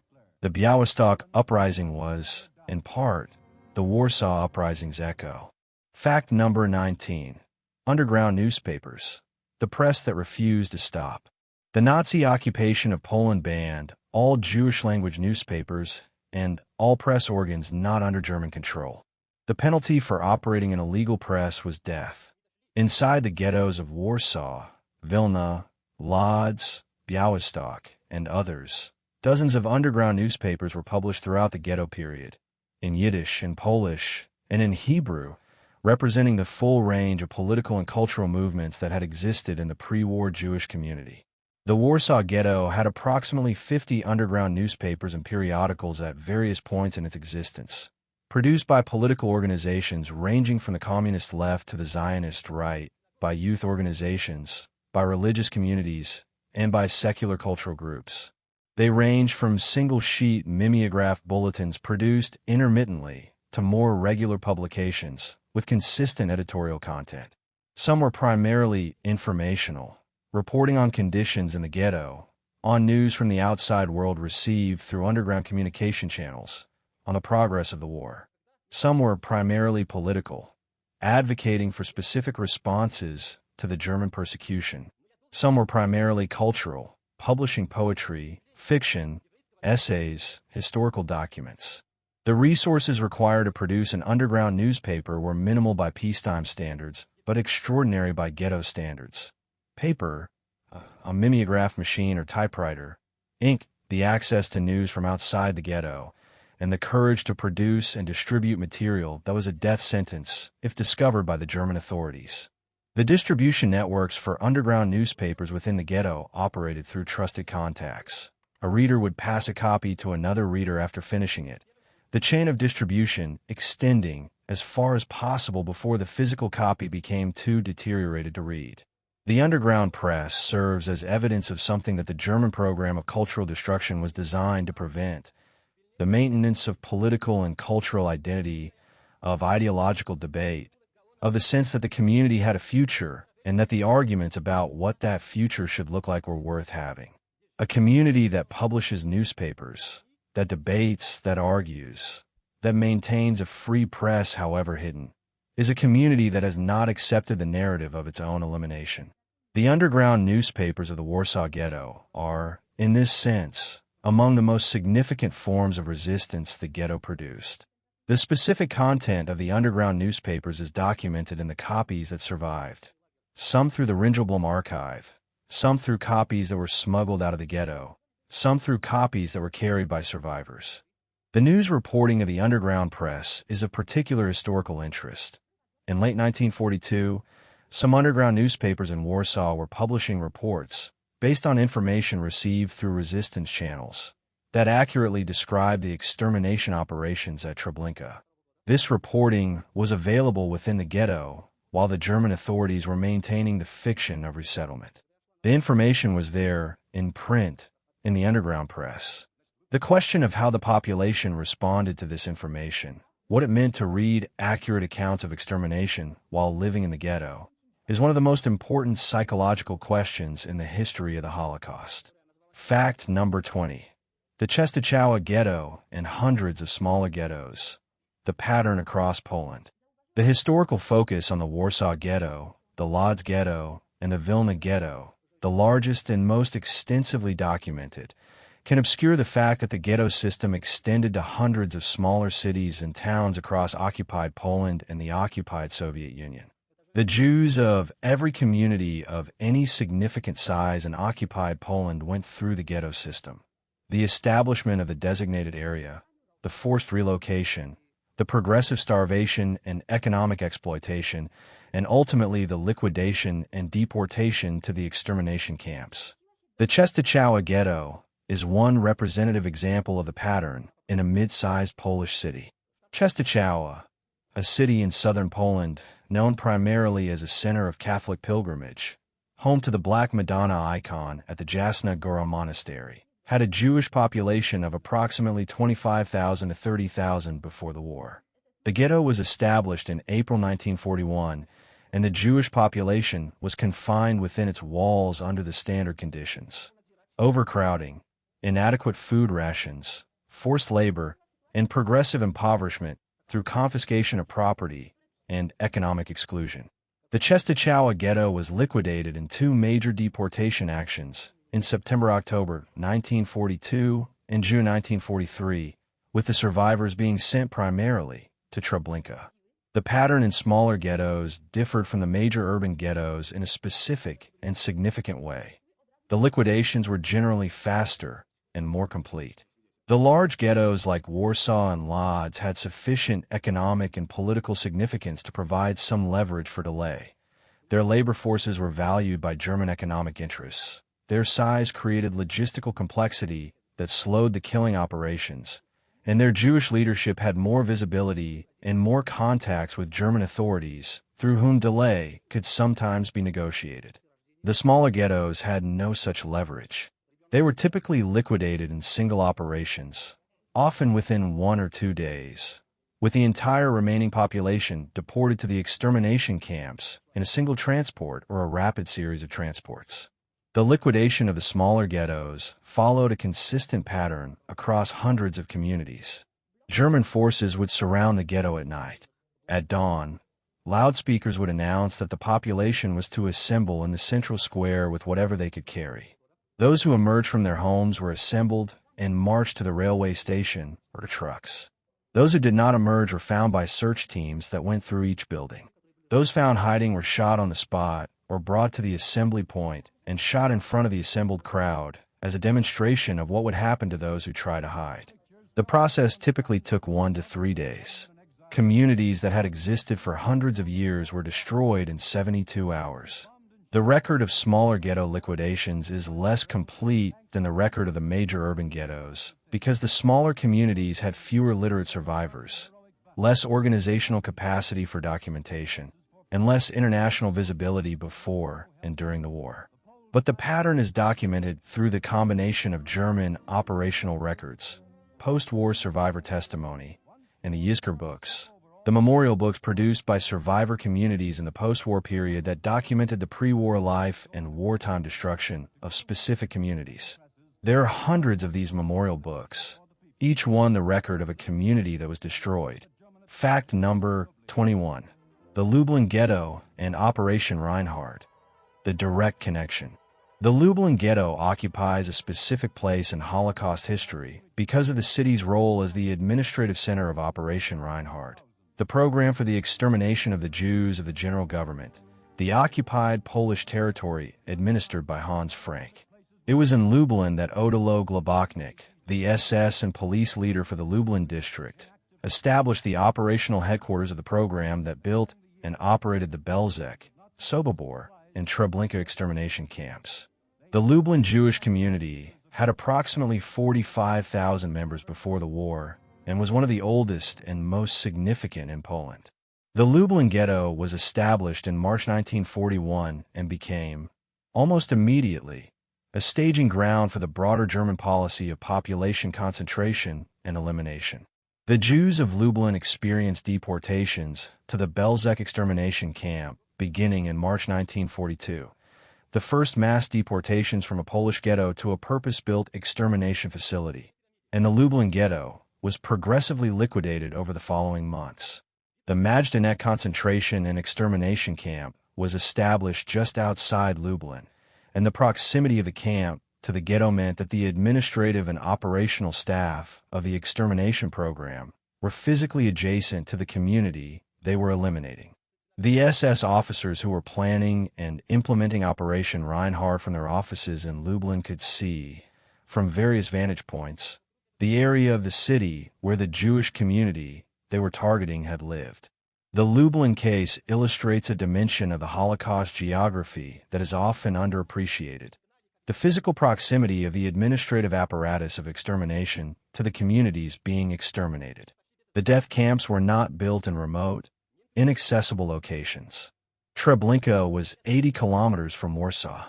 Sobibor was in the eastern Lublin district, accessible by rail from the major population centers of the general government. Belzec was in southeastern Poland. The geography was chosen for railway access, not for concealment. The extermination program was not hidden from Poland. It was conducted in Poland, in the same landscape where the communities being exterminated had lived. Fact number 22. Oneg Shabbat. The Sabbath pleasure that documented everything. The Oneg Shabbat network was not a single individual's project. It was a collective effort organized by Emanuel Ringelblum, but sustained by approximately 60 people who contributed to it in various capacities: writers who submitted their work, interviewers who collected testimony, collectors who gathered documents, and the core team that organized, cataloged, and preserved what they received. Understanding the network as a collective, with specific individual members who made specific contributions, changes the character of the archive from a monument to a single heroic figure to a record of collaborative cultural resistance. Among the key contributors was Abraham Lewin, a teacher and diarist whose diary, kept from the beginning of the ghetto through the Great Deportation, is one of the most significant first-person accounts of the Warsaw Ghetto. Lewin's diary entries for the summer of 1942 record the daily experience of the Great Deportation with an immediacy and specificity that no subsequent historical account can replicate. His entry for August 7, 1942, describes the deportation of the teachers from the ghetto school system, his colleagues, people he knew by name, and the progressive emptying of the ghetto as people he had known all his life disappeared. Lewin's wife was deported to Treblinka in August 1942. He was deported in January 1943. His diary entries stop in January 1943. Peretop Akzinski was a journalist who contributed systematic documentary essays to the Oneg Shabbat about specific aspects of ghetto life: the smuggling economy, the situation of the street children, the experience of the Jewish postal workers who maintained a form of community connection within the ghetto. His essays are documentary journalism of a quality that would be notable in any context. In a specific context of the Warsaw Ghetto, they are extraordinary. The archive that these and dozens of other contributors built, packed into the milk cans and ammunition boxes that were recovered from beneath the rubble of the ghetto after the war, runs to tens of thousands of pages in its recovered form. The recovered archive is the most comprehensive single documentation of Jewish community life under Nazi occupation that exists anywhere in the world. It was made by people who were dying, who were losing everyone they knew, who were working in conditions of physical deprivation and constant mortal danger, and who chose to spend their remaining time and energy on documentation because they understood that the record was a form of survival. Not their own physical survival, which they may not have expected, but the survival of what their community had been. Fact number 23. The Jewish police. The Ordnungsdienst and its impossible role. Every major ghetto had an internal Jewish police force. The Ordnungsdienst, the order service, that was established by the Judenrat under German direction to maintain internal order within the ghetto. The Jewish police were responsible for a range of functions: enforcing curfews, managing the queues at food distribution points, directing traffic at the ghetto gates, managing crowds at the labor assignment offices, and generally maintaining the physical order of a community of hundreds of thousands of people confined in a small area. They were also, unavoidably, instruments of German authority within the ghetto. The Jewish police's role in the deportation operations was the specific dimension of their function that has been most analyzed and most condemned. During the Great Deportation from Warsaw, each Jewish policeman was given a daily quota of people to deliver to the Umschlagplatz. Policemen who did not fulfill their quota faced deportation themselves, along with their families. The quota system made the Jewish police active participants in the roundups that sent people to Treblinka. Members of the Jewish police conducted apartment searches, physically forced people from their homes, and delivered them to the assembly points. The specific experience of individual Jewish policemen, the daily negotiation between the duty imposed by the German quota system and whatever moral agency remained within the space the system allowed, is documented in testimony and diary accounts that reveal a wide range of responses. Some policemen used their position to protect specific individuals, family members, friends, people they knew, by warning them before roundups, by falsifying the record of those they had delivered, by directing searches toward empty apartments rather than occupied ones. Some policemen fulfilled their quotas with a degree of brutality that, by the accounts of those who witnessed it, reflected something more than compliance. The range of individual behavior within the institutional framework of the Ordnungsdienst mirrors the range of behavior documented in every other institutional context within the Holocaust. The Jewish police who survived the deportation period, who had served through the summer of 1942 and had delivered their quotas to the Umschlagplatz, faced, in the ghetto that remained after the Great Deportation, the question of what they had done and who they had become. Some of them joined the underground resistance organizations that were organizing in the fall of 1942. Some of them were tried in internal Jewish courts that the underground established within the remnant ghetto. The post-deportation reckoning with the Jewish police in the Warsaw Ghetto is one of the most morally charged episodes in the history of the institution. Fact number 24. The Lublin Ghetto and the Zagota Network. Rescue from outside the walls. Zagota, the Council to Aid Jews, formerly the Konrad Zagota Committee, was the only government-in-exile-supported organization in occupied Europe dedicated specifically to the rescue of Jews. It was established in December 1942 by Polish Catholic and socialist activists, funded by the Polish government in exile in London, and operated until the end of the war. Its activities included the provision of false identity documents, the placement of Jews in hiding with Polish families, the provision of financial support to those in hiding and to the families sheltering them, and the maintenance of a medical support network for hidden Jews. Zagota operated primarily in Warsaw, but had branches in Krakow, Łódź, and other cities. Its leadership included Władysław Bartoszewski, a Catholic journalist who later became a distinguished Polish diplomat and Holocaust educator, Julian Grobalny, a socialist activist who chaired the organization for most of its existence, and Irina Sendler, the social worker who organized the smuggling of children out of the Warsaw Ghetto and whose story has become the most publicly known aspect of Zagoda's work. The scale of Zagoda's rescue operations was significant given the conditions under which it operated. It is estimated that Zagoda provided assistance to approximately 40,000 Jews in hiding in Poland, providing false documents, financial support, medical care, and the organizational connections that made hiding sustainable over the extended period required for survival.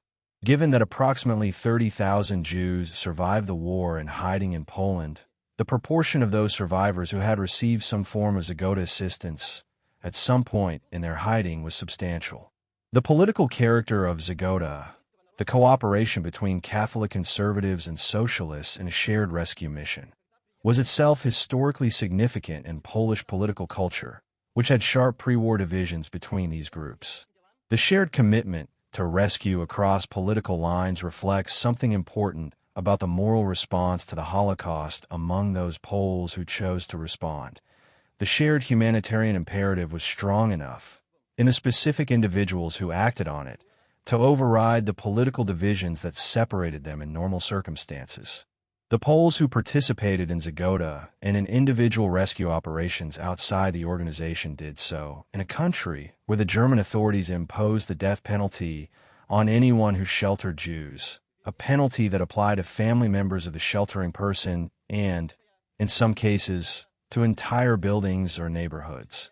The Polish case is distinctive among occupied Western and Central European countries in the severity of the penalty for rescue, and this severity has to be held alongside the statistics of rescue and collaboration in Poland. The highest number of righteous among the nation's designations by Yad Vashem of any country, more than 7,000, and also the highest number of documented cases of denunciation and extortion of Jews in hiding of any country. Both of these are true. Fact number 25. The Sonderkommando and the Ghettos. The connection between ghetto life and death camp operation. The Sonderkommando at Auschwitz-Birkenau, the prisoner unit forced to remove bodies from the gas chambers, collect valuables, and operate the crematoria, were in the majority Jews who had been deported from the ghettos of Poland and other occupied countries. They were selected from arriving transports for their physical strength, told they would be kept alive in exchange for their labor, and forced to participate in the operation of the facility that was killing people who had been, in many cases, their neighbors and community members in the ghettos they had come from. The specific experience of the Sonderkommando, the psychological condition of people who had survived the ghetto, survived the transport, survived the selection, and were now forced to work within the killing facility, is documented in accounts that the Sonderkommando themselves produced. Several members of the Auschwitz Sonderkommando wrote accounts of their experience that were buried within the Auschwitz perimeter and discovered after the war. These testimonies, by Zalman Gradowski, Leib Langfuss, and Zalman Leuenthal, are among the most significant documents in the Holocaust archive.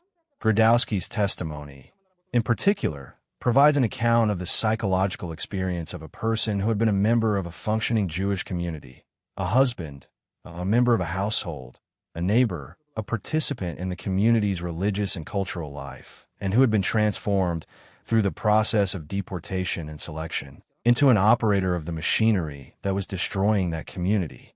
He describes the specific experience of recognizing people he knew from his home community among those arriving at the gas chamber entrance. He describes the impossibility of the psychological situation he was in and the specific ways in which the experience of being forced to participate in the killing of his own people affected him. The connection between the ghettos and the Sonderkommando, the human chain from the ghetto to the camp to the gas chamber, is one of the most important facts in the architecture of the Holocaust. The people who built the ghetto cultural life, who taught in the clandestine schools, who borrowed books from the Vilna Ghetto Library, who published the underground newspapers, who kept the diaries that became the Ringelblum archive.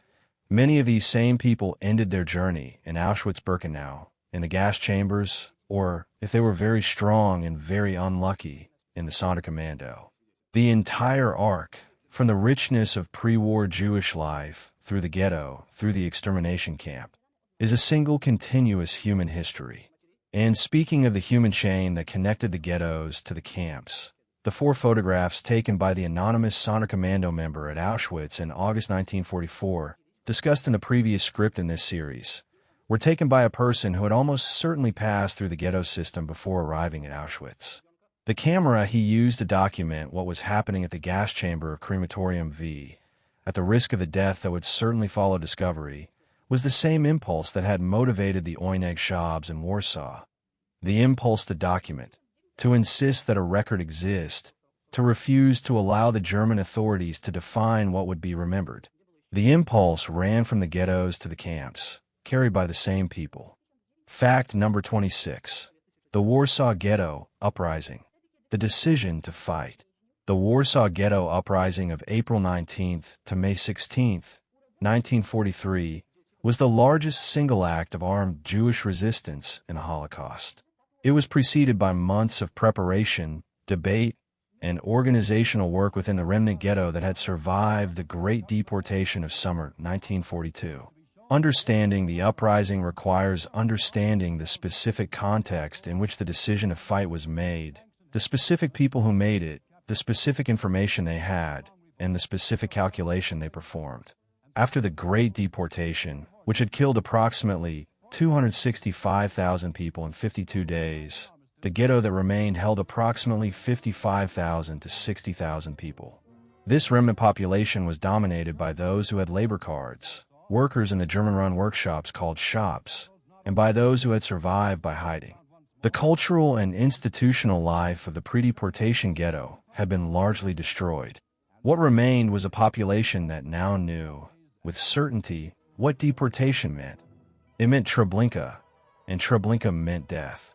The Jewish Combat Organization, the ZOB, Zydowska Organizacja, had been established in the summer of 1942 during the Great Deportation, but had been unable to organize effective armed resistance during the deportations themselves.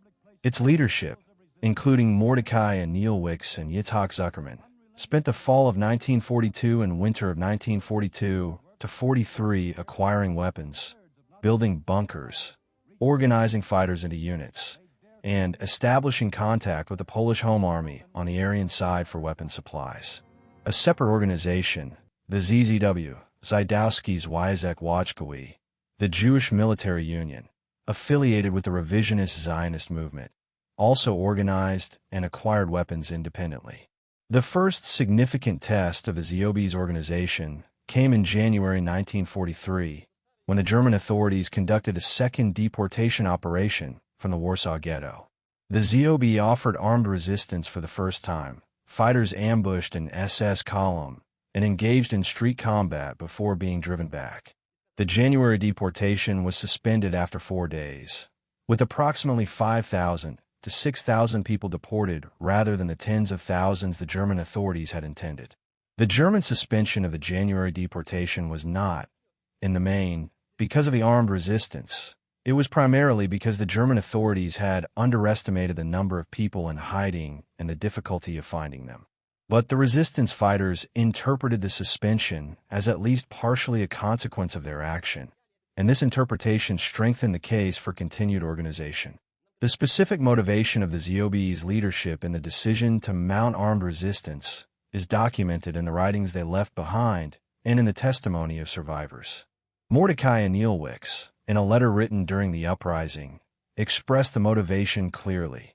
The Jewish people would not go to their deaths passively, and the act of resistance, regardless of its military outcome, was an assertion of dignity and an act of historical witness. The fighters who chose to fight in April 1943 did not expect to win. They expected to die fighting, which they calculated was preferable to dying passively in Treblinka. The distinction between those two deaths was, in their judgment, worth the effort and the cost. Fact number 27. The ZOB's weapons. What 750 fighters had to resist the SS? The weapons available to the ZOB and ZZW at the beginning of the April 1943 uprising were the product of months of acquisition effort through the most difficult possible channels. The Polish Home Army, the AK, Armia Krajowa, had provided some weapons to the ZOB, though historians have debated the adequacy of this provision given the Home Army's general reluctance to arm Jewish organizations and its ideological ambivalence toward the Jewish population. The ZOB also acquired weapons through purchase on the Warsaw black market, through theft from German installations where ghetto workers had access, and through the manufacture of improvised weapons within the ghetto itself. The specific weapons inventory that the ZOB had at the beginning of the uprising has been reconstructed from multiple sources. Antek Zuckerman's post-war testimony, the accounts of other survivors, and the Stroop report's documentation of what the German forces encountered. The ZOB had approximately 9 rifles, 59 pistols, several hundred hand grenades, approximately 2,000 Molotov cocktails, and some explosives. The ZZW had a somewhat larger weapon supply, including 2 light machine guns, for 750 fighters resisting a German military force that would ultimately number several thousand soldiers and police with artillery and armored vehicles. This was an extremely limited armament. The improvised weapons, the Molotov cocktails in particular, were manufactured within the ghetto from bottles, fuel, and rags. The fighters who made them were not trained in explosives or improvised weapons. They were young men and women who had been students, workers, and youth movement members before the war, who learned the basic techniques of Molotov cocktail production and use in the months before the uprising. The bomb-making operations within the ghetto in the winter of 1942-43 are documented in memoir accounts that describe the combination of purposefulness and fear with which the fighters worked. They knew they were making weapons for a battle they would probably not survive. The bunker network that the ghetto's fighters and civilian population built in the months before the uprising was in some ways more significant than the weapons inventory. Hundreds of bunkers were constructed beneath the ghetto buildings, underground spaces equipped with electric power tap from the municipal grid, with water supplies, with food stores, with communications connections between adjacent bunkers. The bunker network was built by the civilian population as well as the fighters. Approximately 30,000 people had prepared places of concealment for themselves and their families in expectation of another deportation action. The bunkers meant that when the German forces entered the ghetto on April 19th, they found not a passive population to be assembled and deported, but a population that had largely gone underground and a military organization that was prepared to fight from prepared positions. Fact number 28. April 19th, 1943. The first day of the uprising. April 19th, 1943, was the first day of Passover, the Jewish festival commemorating the liberation of the Israelites from slavery in Egypt. The timing of the German action was almost certainly not chosen to coincide with the festival, but the coincidence was noted immediately by the fighters and has been a central element of the uprising's symbolism in Jewish memory. The people who were preparing to resist the German forces on April 19th were aware that they were acting on Passover, and some of the documents they left behind make this connection explicit. At approximately 2 a.m. on April 19th, the ZOB's intelligence network, which had contact with Polish workers employed in German offices, reported that German forces were mobilizing around the ghetto perimeter.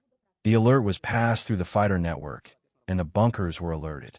When the German force, approximately 2,000 SS and police troops commanded by SS Brigadeführer Jürgen Stroop, who had been sent to complete the ghetto's liquidation after the previous commander had been deemed insufficiently effective, entered the ghetto at approximately 6 a.m.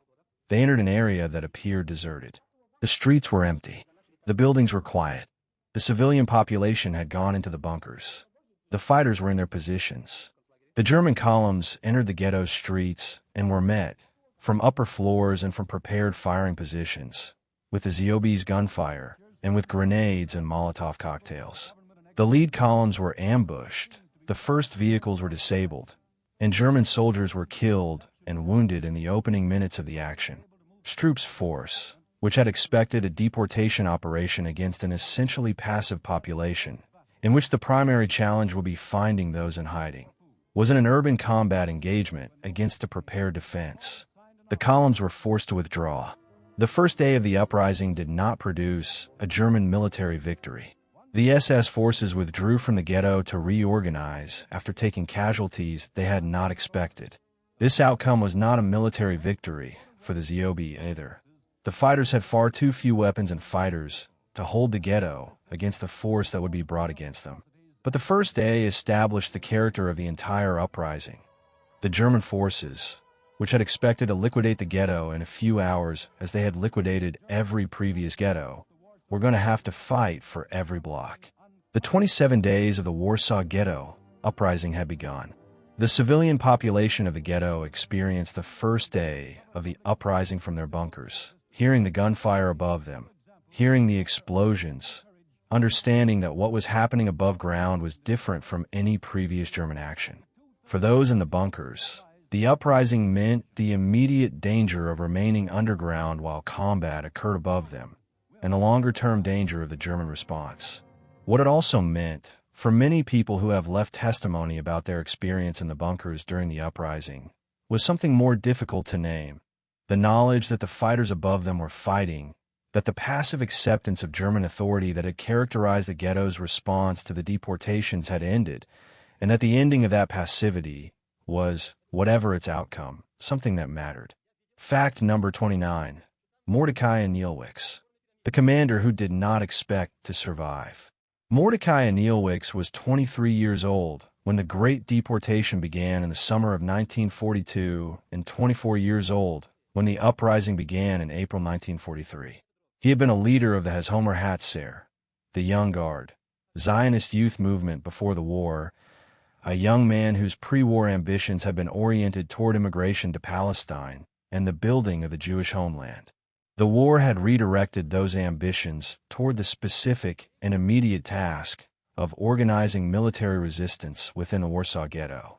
Anielewicz's leadership of the ZOB in the months between the Great Deportation and the uprising involved tasks that required organizational competence, personal courage, and the ability to maintain the morale and cohesion of an organization whose members were aware of their probable fate.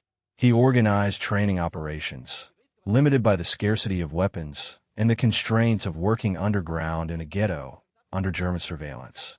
He maintained the political coalition of different Zionist and Bundist youth movements that made up the ZOB's fighter force, managing the ideological disagreements and organizational rivalries that could have fragmented the organization.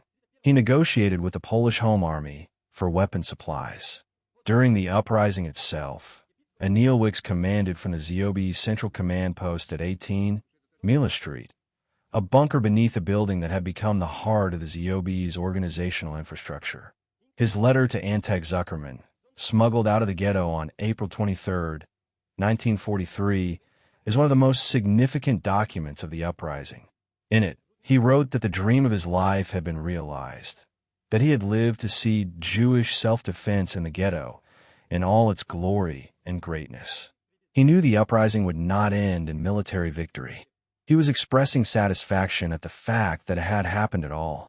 The bunker at 18 Mila Street was discovered by German forces on May 8, 1943. The exact circumstances of Anielewicz's death are not definitively established. He may have been killed by the German forces' gas attack on the bunker, or he may have taken his own life with a poison capsule to avoid capture. He was 24 years old. Approximately 100 fighters and civilians were in the bunker with him. Most died in the same action. Anielewicz has become the central symbolic figure of the Warsaw Ghetto Uprising. His image appears on Israeli postage stamps, his name on streets and institutions across Israel and the diaspora. The kibbutz Yad Mordecai in Israel is named for him and includes a replica of the bunker at 18 Mila Street. The symbolic weight placed on Anielewicz in subsequent decades, the young man who chose to fight rather than be deported, who led the uprising of the doomed against the machinery of destruction, reflects something specific about what the uprising means in Jewish historical consciousness. The assertion that the Jewish people in the Holocaust were not only victims but also resistors, that the passivity that is sometimes attributed to them is a distortion of the record, and that the choice to fight with whatever weapons were available was made, at the cost of everything, by real people in real historical circumstances. Fact number 30. The Stroop Report. the perpetrator's own account of the uprising. Jürgen Stroop, the SS commander who led the German forces against the Warsaw Ghetto Uprising, produced a detailed operational report of the entire 27-day action, a document that was subsequently used as evidence at Nuremberg and at Stroop's own post-war trial. The Stroop report is formally titled, "The Jewish Residential District of Warsaw No Longer Exists. Es gibt keinen jüdischen Wohnbezirk in Warschau mehr," and consists of a daily log of the fighting and liquidation operations, a summary overview, and a collection of photographs taken during the action. The Stroop report documents the uprising from the perspective of the German commander, the daily reports of casualties, German and Jewish, the tactical decisions made in response to the ZOB's resistance, the progressive destruction of the ghetto through systematic burning of each building block by block, and the numbers of people killed, captured, or deported on each day of the operation. Stroop's language is the language of a military operations officer, precise about numbers, analytical about tactics, and consistent in its description of the uprising as a battle against an armed enemy force that he respectfully characterizes as more formidable than he had expected. The photographs in the Stroop report are among the most significant visual documents of the Holocaust. They show SS troops herding groups of Jews at gunpoint, the famous image of a small boy with his hands up surrounded by armed German soldiers, the burning buildings of the ghetto, the ruins of the destroyed Jewish district. These photographs were taken by German military photographers and collected by Stroop as part of his operational record. They were intended as documentation of a successful military action, not as evidence of atrocity. Their power as evidence of atrocity comes from what they show about the relationship between the armed German forces and the unarmed civilian population being driven from the burning ghetto. The image of the small boy with his hands raised, perhaps 6 or 7 years old, wearing a cap, his hands above his head in front of an armed SS officer, is one of the most widely reproduced photographs of the Holocaust. The child's identity has never been definitively established, though multiple researchers have proposed candidates over the decades. His fate is unknown. The photograph was taken by an SS photographer as evidence of a successful military operation. It has become, instead, one of the most enduring images of the Holocaust-specific violence against children. Stroop was tried after the war, first by an American military tribunal in Nuremberg, where he was convicted and sentenced to death, then by a Polish court, which also convicted him and sentenced him to death. The Polish sentence was carried out in Warsaw in 1952. The Stroop report that he had compiled as a leather-bound commemorative volume for Himmler was entered as evidence against him. He was executed in the city whose ghetto he had burned. Fact number 31. The burning of the ghetto. How 27 days became possible. By the end of the first week of the uprising, Stroop had made a tactical decision that would define the remaining weeks of the action. Rather than continue to send troops into a built environment where the ZOB fighters held the defensive advantage, he would systematically burn the ghetto building by building, forcing the fighters and civilians from their prepared positions in their bunkers through fire, smoke, and the destruction of every structure that could provide shelter. The burning of the Warsaw Ghetto, which lasted from approximately the second week of the uprising until its end on May 16th, was a systematic operation conducted by engineering units equipped with flamethrowers and incendiary materials. Building after building was set alight. The fires spread through the wooden internal structures of the 19th century tenement buildings. The smoke from the burning ghetto was visible from throughout Warsaw, and the orange glow of the fires was visible at night from considerable distances. Polish residents of Warsaw who left memoirs of the period describe watching the ghetto burn from the Aryan side of the wall. For the fighters in the ZOB and the civilians in the bunkers, the systematic burning of the buildings above them created conditions of escalating horror. The bunkers had been built to survive a deportation action, to provide concealment from searching German soldiers. They had not been built to survive fire. As building after building burned, the smoke and heat penetrated the bunkers. People who had been surviving underground for days or weeks were forced by fire to emerge onto streets controlled by German forces. When they emerged, They were shot or captured and sent to the Umschlagplatz for deportation to Treblinka, or directly to Majdanek. Some of the fighters were able to use the sewer system to move between positions and eventually to escape from the ghetto entirely. Yitzhak Zuckerman, Antec, who had been on the Aryan side organizing weapons supply when the uprising began and who served as the ZOB's liaison with the Polish underground throughout the uprising, organized the extraction of surviving fighters through the sewers. On May 10, 1943, a group of approximately 80 surviving fighters was led through the sewers by Polish contacts and emerged on the Aryan side of the city. Some of these survivors, including Marek Edelman, the deputy commander of the ZOB who had led the fighters in the Brushmakers district and who survived the war, went on to testify extensively about the uprising.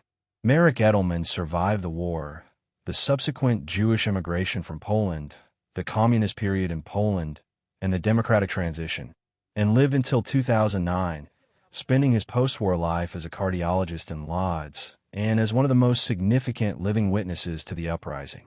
His account of the uprising, recorded in various forms over decades, is one of the primary sources for the history of the ZOB and the specific experience of the fighting. His longevity and his willingness to continue speaking about the uprising into the 21st century meant that the testimony of a ZOB fighter was available to historians and journalists until remarkably recently. Fact number 32. Der Scienstadt, the show Ghetto that deceived the world. Der Scienstadt, Terezin in Czech, was a fortress town in Bohemia that the Nazis converted in 1941 into a ghetto for Jews from the Protectorate of Bohemia and Moravia, and subsequently for prominent Jews from Germany, Austria, the Netherlands, and Denmark who the Nazi authorities wished to handle with a degree of public accountability. Der Scienstadt occupied a unique position in the ghetto system. It was designed partly as a transit point to the east, to Auschwitz-Birkenau and other killing facilities, and partly as a model ghetto to be shown to the outside world as evidence that the Nazi regime treated its Jewish population humanely. The deception that Der Scienstadt was designed to support was aimed at specific audiences: the families of prominent German Jews who had contacts in the international community and who were asking questions about what had happened to their relatives, the governments of neutral countries whose goodwill Germany was managing diplomatically, and most significantly, the International Red Cross, which was under pressure from Jewish organizations and allied governments to inspect Nazi concentration facilities. Der Scienstadt was prepared and shown to the Red Cross in June 1944. After an extensive beautification operation in which the ghetto was cleaned up, fake shops and cafes were opened, concerts and sports events were staged, children were moved to better facilities and dressed in new clothes, and the population was coached on what to say.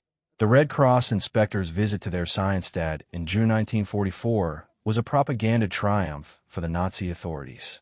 The inspectors filed a report that described satisfactory conditions in the facility and that served, temporarily, to deflect international pressure on the regime regarding the treatment of Jews.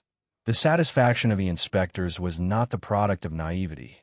The Red Cross was working under significant diplomatic constraints, and its inspection process at Der Scienstadt was subject to the careful management of a German delegation that controlled every aspect of the visit. The reality of Der Scienstadt behind the stage production was vastly different from what the Red Cross inspectors saw. The ghetto held approximately 40,000 people in facilities designed for a fraction of that population. Overcrowding, malnutrition, and epidemic disease produced a death rate that was significant even by comparison with other ghettos. Transports to Auschwitz-Birkenau from Der Scienstadt were ongoing. Approximately 60,000 of the approximately 140,000 Jews who passed through Der Scienstadt were deported to Auschwitz-Birkenau, where most were killed. The cultural life of Der Scienstadt, which was real, and which included significant artistic and musical production by the talented Jewish professionals who were concentrated there, existed in the context of ongoing deportation to the gas chambers. The cultural production of Der Scienstadt is among the most documented in the ghetto system. The artists, composers, and musicians concentrated in Der Scienstadt, many of them prominent figures in the pre-war Central European cultural world, produced paintings, musical compositions, theatrical works, and literary output throughout the ghetto's existence. The children's opera Brundabar, composed by Hans Krasse, was performed by children in their Scienstadt, including in the stage production presented to the Red Cross. Most of the children who performed in Brundabar at their Scienstadt were subsequently deported to Auschwitz-Birkenau and killed. The contrast between the beauty of the cultural production and the fate of those who produced it is one of the most arresting specific facts in the history of the ghettos. Fact number 33. The Dutch ghettos and Westerbork. The Western European transit system. The ghetto system in Western Europe operated differently from the system in Eastern Europe, reflecting the different historical relationship between the Jewish population and the surrounding society, the different administrative structures of the occupied territories, and the different degree of pre-existing anti-Semitism in the local population. In the Netherlands, the French-speaking territories of Belgium, and France, there was no pre-existing tradition of Jewish residential segregation on the Eastern European model, and the German occupation authorities adapted the ghetto concept to the specific conditions of each country. The Netherlands had a Jewish population of approximately 140,000 before the war, one of the most extensively assimilated Jewish communities in Western Europe, with centuries of residence in Dutch cities and a high degree of integration into Dutch economic and cultural life. The German occupation progressively excluded Dutch Jews from economic and public life through a series of administrative orders, required them to register, required them to wear the yellow star, and subjected them to curfews and movement restrictions. These measures created, effectively, a ghetto condition without the physical walls of the Eastern European model. Westerbork, the transit camp in the northeastern Netherlands through which approximately 107,000 Dutch Jews passed on their way to Auschwitz-Birkenau and Sobibor, occupied a specific position in the Dutch deportation system that functioned analogously to the ghetto. It was not a ghetto in the formal sense. It was a transit camp, classified differently and administered differently. But the experience of those held there, the Tuesday morning transport schedule, and the administrative structures of the Judenrat parallel within the camp make it a functionally ghetto-like institution. The Amsterdam Jewish Council, the Judenrat, was the organization that in the Netherlands most closely corresponded to the Judenrat in the eastern ghettos. Led initially by Abraham Ascher and David Cohen, the Judenrat administered the German-imposed restrictions on the Jewish community and, like the Eastern Judenrat, was eventually placed in the position of organizing the deportations. The specific moral and historical judgment of Ascher and Cohen has been extensively debated in the Netherlands, where post-war proceedings against them were initiated, but ultimately not completed. They remain among the most contested figures in Dutch Holocaust history. And Frank's family was among the approximately 25,000 Dutch Jews who went into hiding rather than report for deportation. The Franks and the 4 other people who hid with them in the secret annex in Amsterdam were discovered by the German authorities on August 4, 1944, through a denunciation whose source has never been definitively identified, and deported via Westerbork to Auschwitz-Birkenau. The secret annex was not a ghetto, but the experience of the Frank family, the progressive exclusion from Dutch public life, the wearing of the yellow star, the decision to go into hiding, the concealment in a sealed apartment, the fear of discovery, is the Western European parallel to the Eastern European ghetto experience. Fact number 34. The Hungarian ghettos. The fastest liquidation in the Holocaust. Hungary had maintained a nominally independent status under German alliance throughout most of the war, protecting its Jewish population of approximately 800,000. The largest surviving Jewish community in occupied Europe at the time of the German invasion in March 1944, from the deportations that had already destroyed the Jewish communities of most other European countries. When Germany occupied Hungary on March 19, 1944, this protection ended immediately. Hungarian Jews were subjected to ghetto conditions in the most compressed timeline of the entire Holocaust. Within weeks of the German occupation, the Hungarian government, which cooperated fully with the German deportation program under the leadership of Prime Minister Dom Stoj's collaborationist government, had established ghettos in the provincial cities and had begun concentrating the Jewish population of each region for deportation. The ghettos established in Hungarian provincial cities in April and May 1944 were not long-term institutions. They were holding points for populations that would be deported within days or weeks of their establishment. The physical conditions in the Hungarian provincial ghettos were, in many cases, among the worst in the ghetto system. The populations were concentrated in brickyards, factories, and other large spaces without sanitary facilities, often in outdoor conditions with inadequate shelter and with minimal food. The Hungarian gendarmerie, the Seg, conducted the roundups with a thoroughness and brutality that survivors described in consistent terms. Apartments were searched, people who had hidden were found, valuables were confiscated, and the populations were assembled and marched to the designated concentration points. The deportations from Hungary began on May 15, 1944, and proceeded at a rate of 4 trains per day, each carrying approximately 3,000 people to Auschwitz-Birkenau. By July 9, 1944, when Hungarian Regent Horthy ordered a halt to the deportations under international pressure, approximately 437,000 Hungarian Jews, roughly 75% of provincial Hungary's Jewish population, had been deported. The majority of those deported were killed within hours of their arrival at Auschwitz-Birkenau. The speed and scale of the Hungarian deportations, 437,000 people in 56 days, represents the most concentrated killing operation of the entire Holocaust. The approximately 200,000 Jews of Budapest, the capital, were not deported in the May-July 1944 operation. They were forced into specially designated yellow star houses, apartment buildings throughout the city marked with a yellow star and designated for Jewish occupancy, which constituted a form of urban ghetto without walls. The Budapest Jews' survival through the summer and fall of 1944 was the product of Horthy's halt order, international diplomatic pressure, and the activities of neutral diplomats, including Raoul Wallenberg of Sweden and Karl Lutz of Switzerland, who issued protective documents to tens of thousands of Budapest Jews. The Budapest Jews who survived the war did so in conditions of extreme danger and deprivation that, while different from the sealed ghettos of Eastern Europe, shared the fundamental character of the ghetto experience: confinement, discrimination, mortal danger, and dependence on factors outside their control. Fact number 35. Raoul Wallenberg, the diplomat who invented his own rescue operation. Raoul Wallenberg arrived in Budapest in July 1944, dispatched by the Swedish Foreign Ministry with American backing through the War Refugee Board, a U.S. government agency established in January 1944 after years of pressure from Jewish organizations, with a specific mandate to save Jews from Nazi persecution.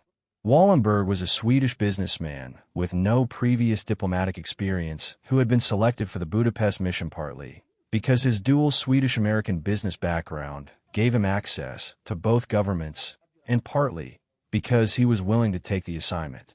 Wallenberg's rescue operation in Budapest was based primarily on the creation and distribution of protective Swedish passports, skyddspass, that identified the holder as a Swedish subject under Swedish diplomatic protection.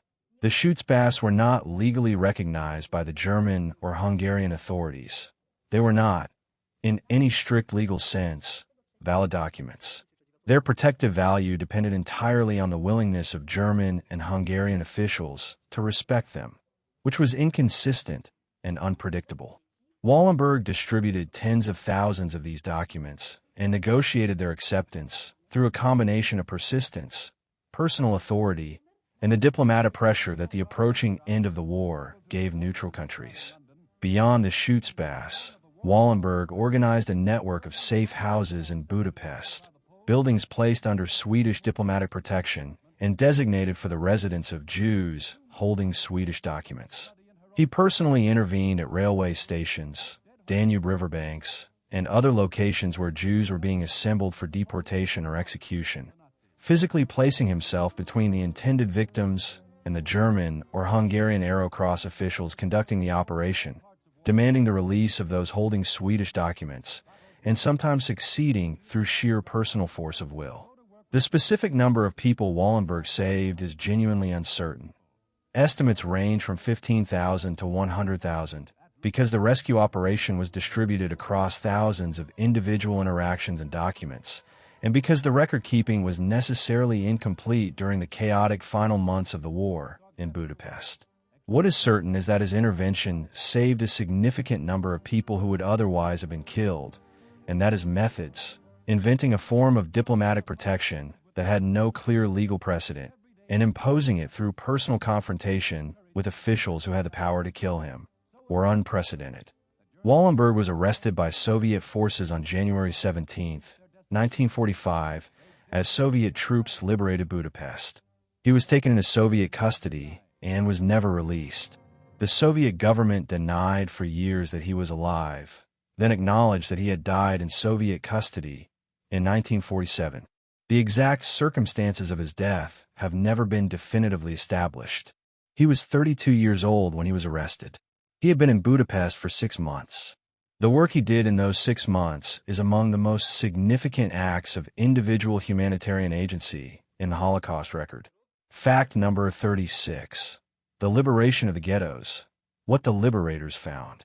The liberation of surviving ghetto populations was, in the main, a different experience from the liberation of concentration camps. By the time Allied and Soviet forces liberated the territories where the ghettos had existed, most of the ghettos had already been liquidated, their populations deported to the extermination camps and killed. What remained in the areas of the former ghettos was, in most cases, rubble.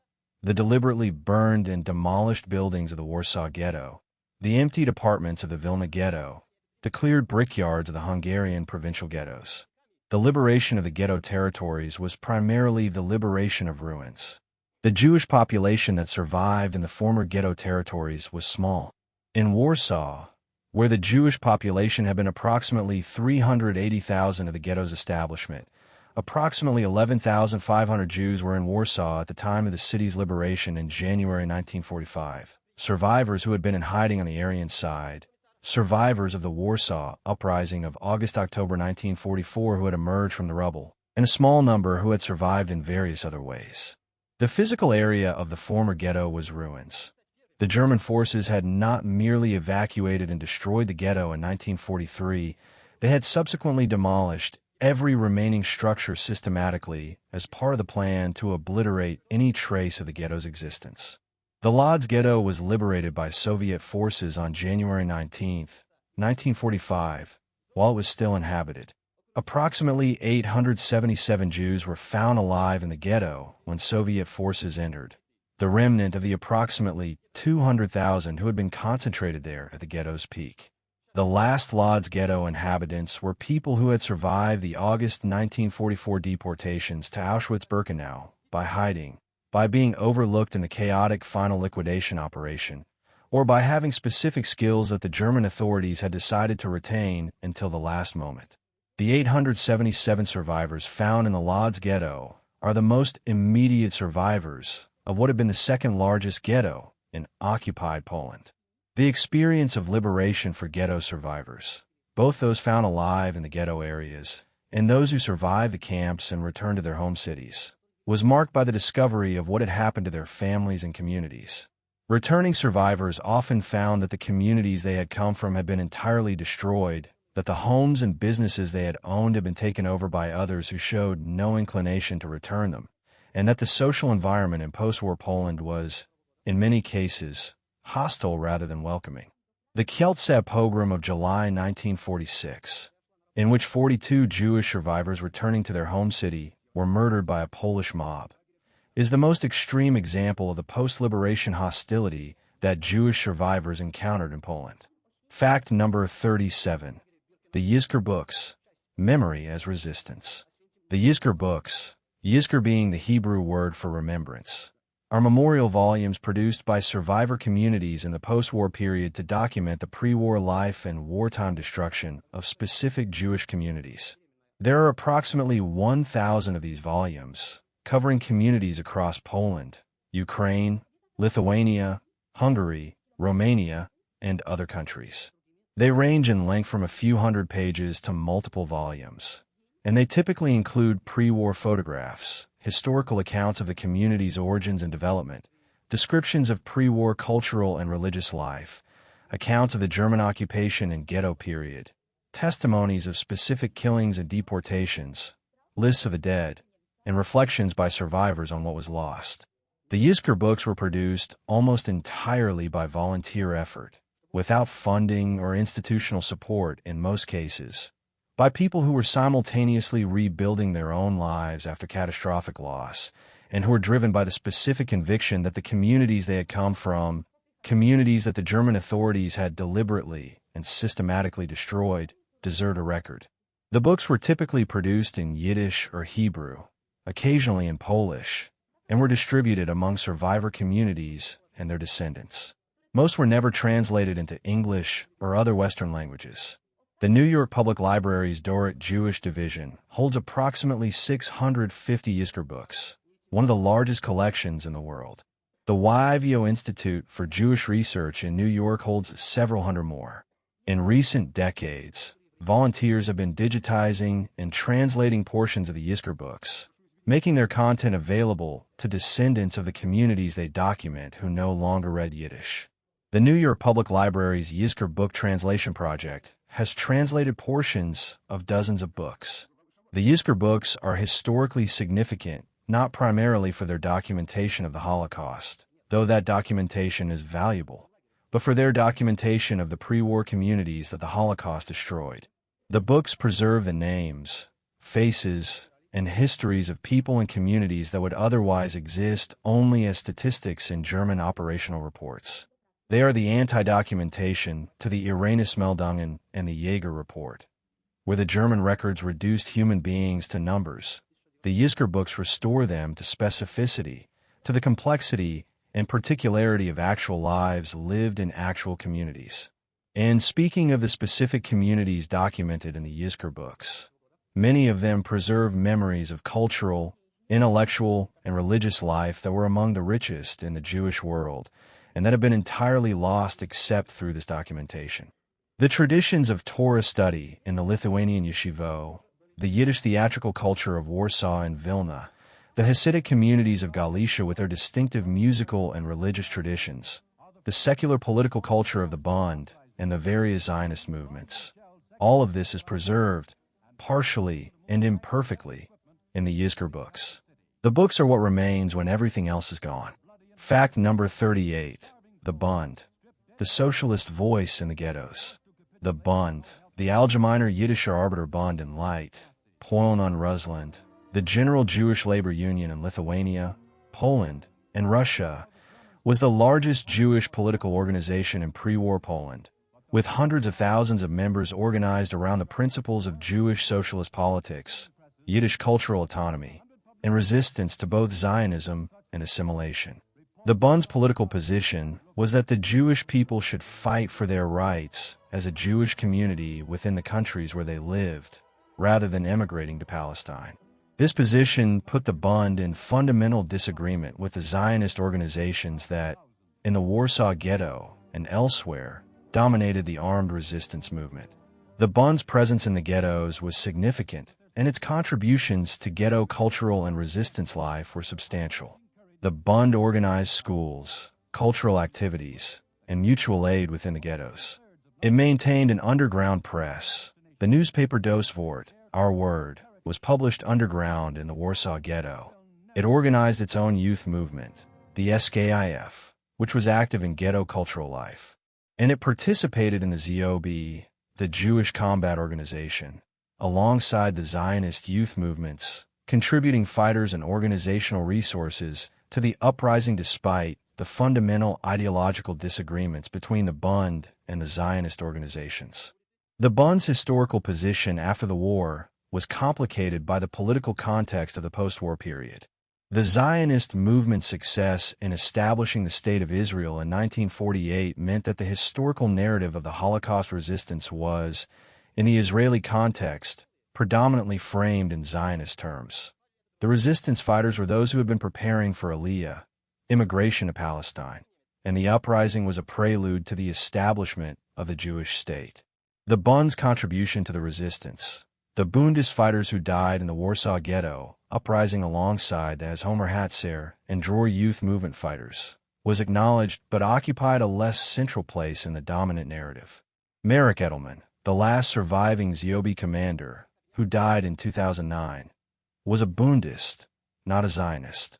He spent his post-war life in Poland, not in Israel, practicing medicine and participating in the Polish democratic opposition.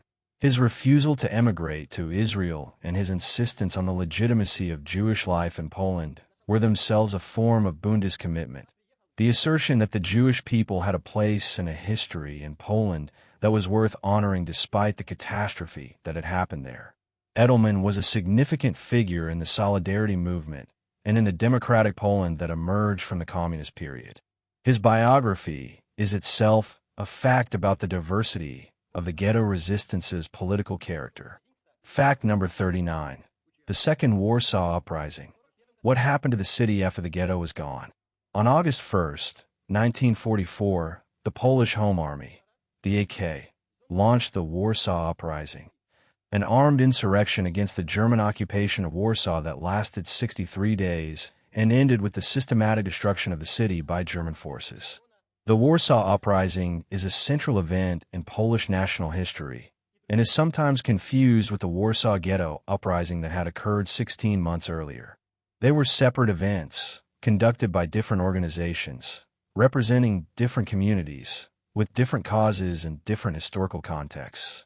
The Warsaw Uprising of August-October 1944 was launched as Soviet forces approached Warsaw from the east, with the Polish Home Army calculating that a successful uprising would allow them to liberate their capital before the Soviets arrived and establish a Polish-administered government before Soviet occupation could be consolidated. The calculation proved wrong.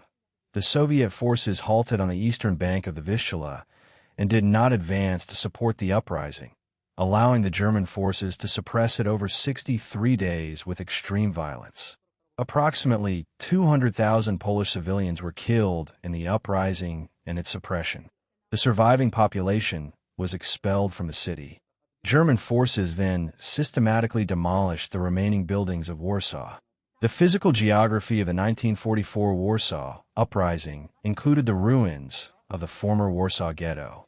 The ghetto area, which the German forces had systematically demolished after the ghetto's liquidation in 1943, was a wasteland of rubble by August 1944. Polish fighters used the ruins of the former ghetto as part of their defensive positions. They fought in the rubble of buildings where the Jewish community of Warsaw had lived, in the tunnels and basements where the ghetto's resistance had organized, in a landscape that was already a monument to a destruction that had preceded theirs. The relationship between the Polish and Jewish uprisings, the connections, the disconnections, the complicated politics of Polish-Jewish relations in the war period and after has been one of the central questions in Polish historical and cultural discourse since 1945. The debate encompasses the Polish Home Army's provision of weapons to the Jewish resistance, the degree of Polish public support for or indifference to the Jewish victims of the ghetto liquidations, the post-war suppression of the Jewish dimension of Warsaw's wartime history in the communist period, and the ongoing process of Polish-Jewish historical reckoning that has been one of the significant intellectual developments of the post-communist period. Fact number 40. The Ghetto Fighter's House, the museum that preserves the resistance memory. In 1949, a group of Warsaw Ghetto Uprising survivors who had emigrated to Israel after the war founded a kibbutz and a museum in Western Galilee named by Lohemi Hagedoti, the Ghetto Fighter's House. It was the first Holocaust memorial institution in the world and the first specifically dedicated to documenting and commemorating Jewish armed resistance during the Holocaust. Its founding by survivors who had been fighters in the Warsaw Ghetto Uprising gave it a specific institutional character. It was not primarily a memorial to victimhood, but a memorial to resistance. The Ghetto Fighter's House holds one of the most significant collections of Holocaust materials in the world. Documents from the Warsaw Ghetto, survivor testimonies, photographs, artwork produced in the ghettos and camps, artifacts from destroyed communities, and materials related to the underground resistance movements. It was the first institution to conduct systematic video interviews with Holocaust survivors, a methodology that was subsequently adopted by the USC Shoah Foundation and other organizations on a much larger scale. Among the founders of the Ghetto Fighters House was Yitzhak Zuckerman, Antec, the ZOB's deputy commander who had been on the Aryan side organizing weapons when the uprising began and who survived the war through the sewer escape. He and his wife Zivia Lebetkin, who had been inside the ghetto throughout the uprising and who was one of the last fighters to escape through the sewers, were two of the most significant witnesses to the uprising and two of the primary forces behind the establishment of the Ghetto Fighters House as an institution. The Ghetto Fighters House represents a specific historical position on the meaning of ghetto resistance, a position that emphasizes the agency and courage of the resistance fighters and that situates the Holocaust within a framework of Jewish historical continuity rather than solely as victimhood. This position was not uncontested. The emphasis on armed resistance as the appropriate model of Jewish response to persecution has been challenged by historians and cultural critics who point out that the vast majority of Holocaust victims were not fighters and that framing the non-fighters as passive or as having gone like sheep to the slaughter, a phrase used in some early Israeli commemoration contexts, misrepresents the specific conditions under which the victims died. Fact number 41. Deportation to Treblinka. The specific mechanics of what happened. The deportation process from a major ghettos to Treblinka followed a consistent pattern whose specific mechanics are documented in both German operational records and survivor testimony. Understanding the specific mechanics, the Umschlagplatz, the sealed freight cars, the arrival procedures at Treblinka, is essential to understanding what the ghetto population was facing and why the decision to resist, when it came, carried the specific meaning that it did. The Umschlagplatz, the assembly point for deportation transports in the Warsaw Ghetto, was a square of approximately 100 meters by 150 meters adjacent to a railway siding in the northern part of the ghetto.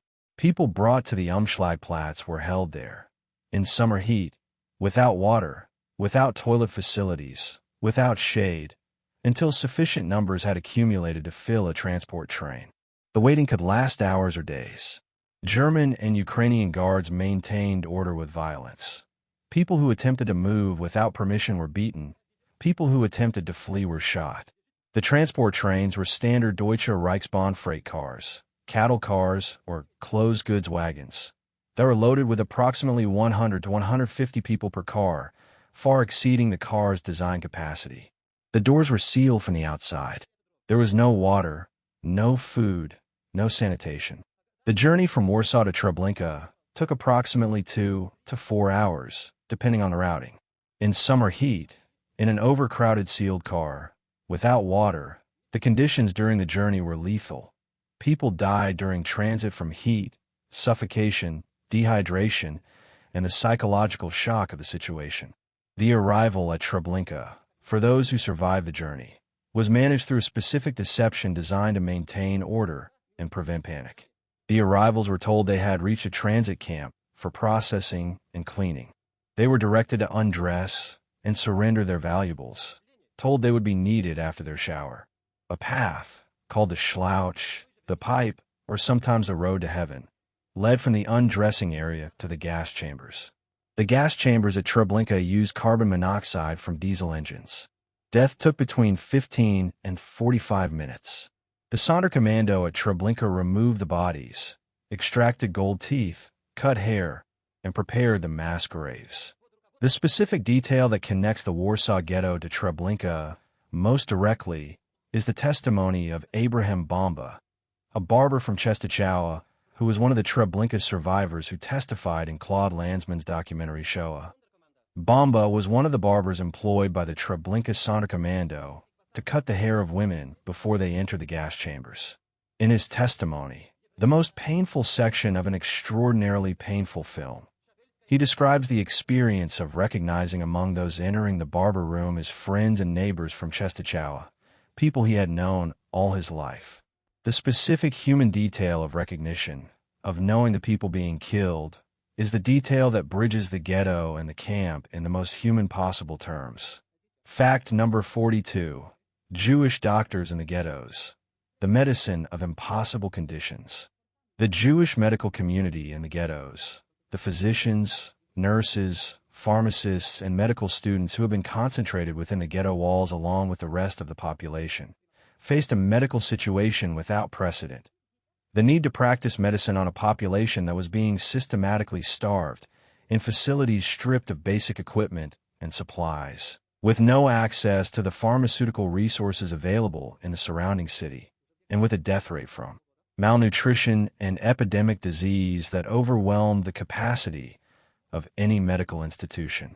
The Warsaw Ghetto's medical establishment, organized around the Zist Jewish Hospital, which had been relocated into the ghetto, and which attempted to function with a fraction of its pre-war resources.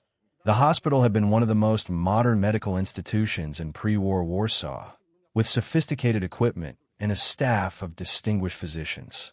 Inside the ghetto, it operated with minimal supplies, in overcrowded conditions, treating patients whose underlying condition, starvation, could not be addressed by any medical intervention the hospital could provide.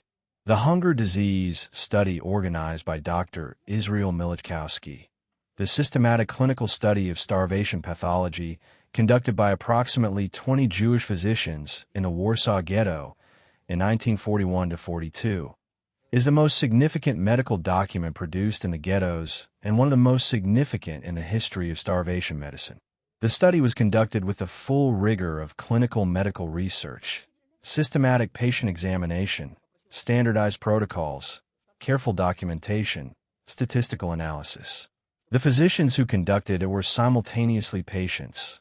They were experiencing, at varying levels of severity, depending on their access to black market food, the same starvation whose clinical manifestations they were documenting in their patients. The specific contributions of the hunger disease study to subsequent medical knowledge are documented in the history of starvation medicine. Its description of the clinical progression of hunger edema, the swelling of the extremities and abdomen caused by protein deficiency, its documentation of the specific neurological manifestations of starvation, and its analysis of the relationship between starvation and susceptibility to infectious disease have been cited in the medical literature on famine and starvation in every subsequent decade. Physicians working with famine victims in Ethiopia in the 1980s, in Somalia in the 1990s, in the Sahel in the 2000s, have worked within a clinical framework partially built from the research conducted in the Warsaw Ghetto by physicians who were themselves dying of the condition they were studying. Dr. Milikowski was deported to Treblinka in the Great Deportation of summer 1942. Before his deportation, he wrote an introduction to the study that has been described by historians as one of the most moving documents in Holocaust history. He wrote that he hoped the study would be a contribution to medicine and to the understanding of starvation, and that the deaths of those whose disease had been documented in it might serve some purpose in the advancement of medical knowledge. He died at Treblinka. The study he had organized survived. It was published in 1979. The knowledge he and his colleagues generated at the cost of their lives is used by physicians who have never heard of the Warsaw Ghetto to treat patients who are suffering from famine. Fact number 43. The Vilna Paper Brigade. Workers who saved culture from destruction. When the Germans occupied Vilna in 1941, they organized a systematic effort to collect the cultural treasures of the city's Jewish community, the libraries, archives, manuscripts, and art collections that had made Vilna a center of Jewish scholarship for centuries.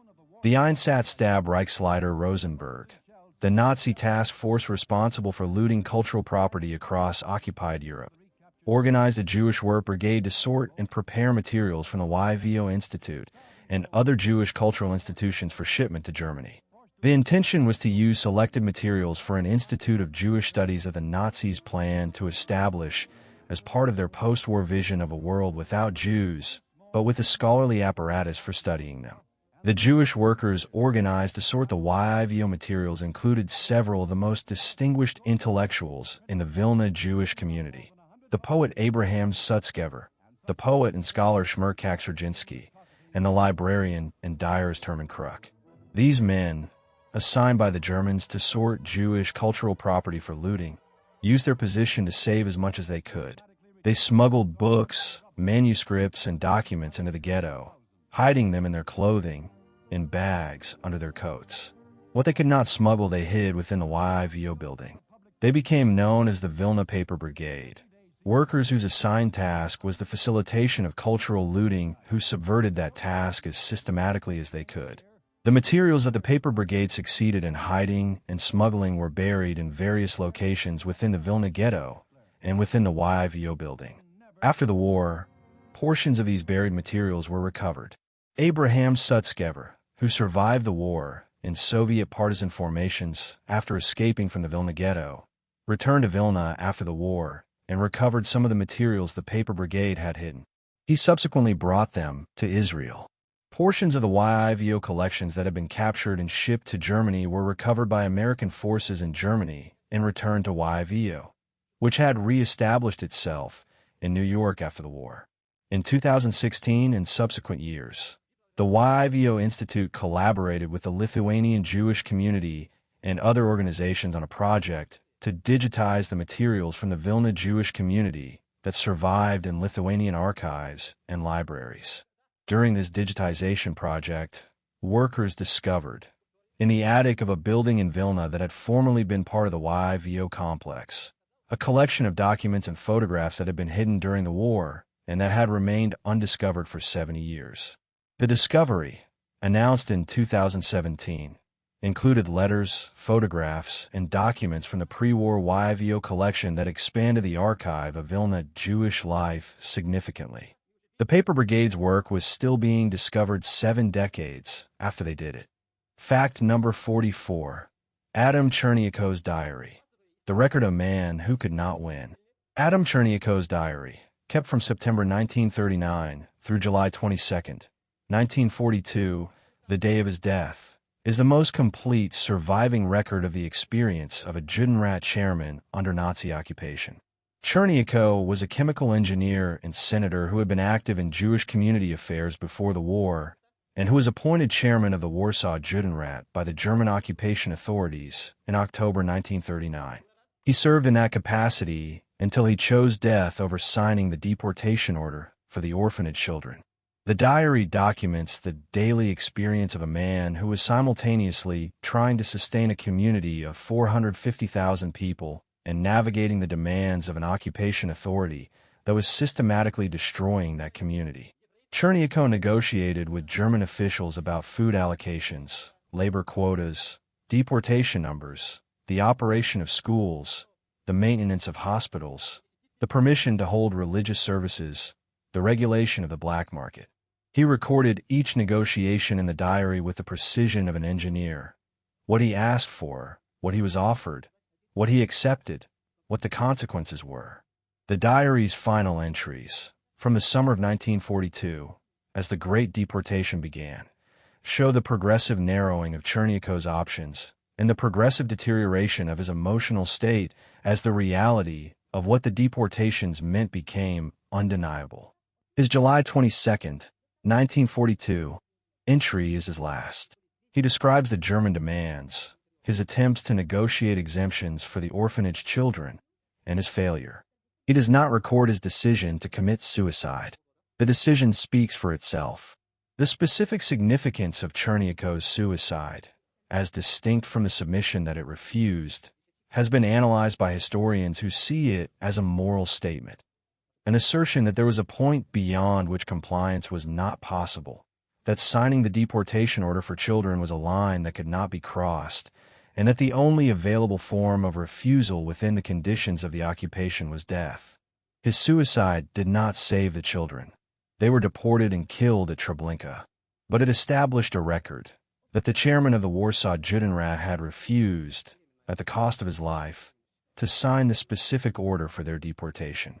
Cherniakov's diary was found after the war, recovered from the ruins of Warsaw. It was published in scholarly editions in multiple languages and has been analyzed by historians as both a primary historical document and a moral text. The question it poses, what does it mean to lead a community that is being destroyed, and at what point does continued leadership become complicity, is one that does not admit of easy answers. Cherniakov's answer was July 22, 1942, and a cyanide capsule. Fact number 45. The ghetto resistance myth and reality. What resistance actually looked like. The standard historical narrative of ghetto resistance focuses primarily on the armed uprisings, the Warsaw Ghetto Uprising, the Białystok Uprising, the revolts at smaller ghettos and Treblinka-bound communities across Poland. This focus, while appropriate in recognizing the specific courage of the armed resistors, can create a distorted picture in which resistance is understood primarily as armed combat, and in which the vast majority of ghetto inhabitants who did not participate in armed resistance are, by implication, characterized as passive. The historical understanding of resistance in the Holocaust context has expanded significantly in the scholarly literature to include what researchers call spiritual resistance, cultural resistance, and social resistance. The full range of acts by which ghetto inhabitants refused to accept the German program of dehumanization and maintain their identity, dignity, and community. In this expanded understanding, the clandestine schools that taught children who were legally barred from education were resistance. The underground newspapers were resistance. The Oyneg Shab's archive was resistance. The continuation of religious observance, the maintenance of Passover Seders, the observance of Shabbat, the study of Torah, was resistance. The hospital that treated patients who were being starved was resistance. The library from which people borrow books was resistance. The debate about the scope of the concept of resistance, whether expanding it to include cultural and spiritual activities, dilutes the concept in ways that misrepresent the specific courage of armed resistors, reflects genuine historiographical disagreement. But the evidence supports a nuanced position. The armed resistance and the cultural resistance were not in opposition to each other. Many of the people who organized and participated in the armed resistance were also active in the cultural institutions, the underground press, and the clandestine schools. The decision to fight with weapons was, in many cases, an extension of the same commitment to Jewish dignity and survival that motivated the decision to teach children and to write poetry. The specific context in which the decision for armed resistance was made, the knowledge that deportation meant Treblinka, and that Treblinka meant death, means that the armed resistance was not simply a different choice from compliance. It was a specific response to a specific situation. The recognition that the German program could not be survived through compliance, that deportation was a death sentence, and that if death was the only available outcome, choosing to die fighting was preferable to being killed passively. This calculation was made by people who were aware that the fighting would not prevent their deaths and that it would not save the civilian population. They fought anyway. The meaning of that choice belongs to the record. Fact number 46. The Łódź Ghetto musicians. Culture under the most controlled ghetto in Europe. The Łódź Ghetto, under Rumkowski's administration, had an unusually controlled cultural life. Controlled in the sense that Rumkowski used cultural institutions as part of his management of the ghetto's social cohesion, and as part of the image of the ghetto he presented to German authorities. The ghetto had a symphony orchestra, choirs, theatrical productions, and a house of culture that presented concerts and performances on a regular schedule. The cultural institutions were officially sponsored, publicly advertised within the ghetto, and regulated by the Judenrat administration. The Łódź Ghetto Symphony Orchestra performed concerts of classical music throughout the ghetto's existence. The repertoire included major works of the Western classical canon, Beethoven, Mozart, Schubert, as well as Jewish folk music and compositions by Jewish composers. The audience for these concerts was the ghetto population, which attended performances as a form of both genuine cultural engagement and escape from the daily conditions of hunger and fear. The specific experience of attending a symphony concert while starving, while knowing that people were being deported to Chelmno, while living in a space of deliberate confinement. This experience is documented in diaries and testimonies that describe the concerts as simultaneously sources of genuine beauty and painful contrasts. The theatrical productions of the Łódź Ghetto included both Yiddish theater and Hebrew theater, and the performance of revues and comedic productions that, like the cabarets of the Warsaw Ghetto, used satire as a form of community comment on the ghetto's conditions.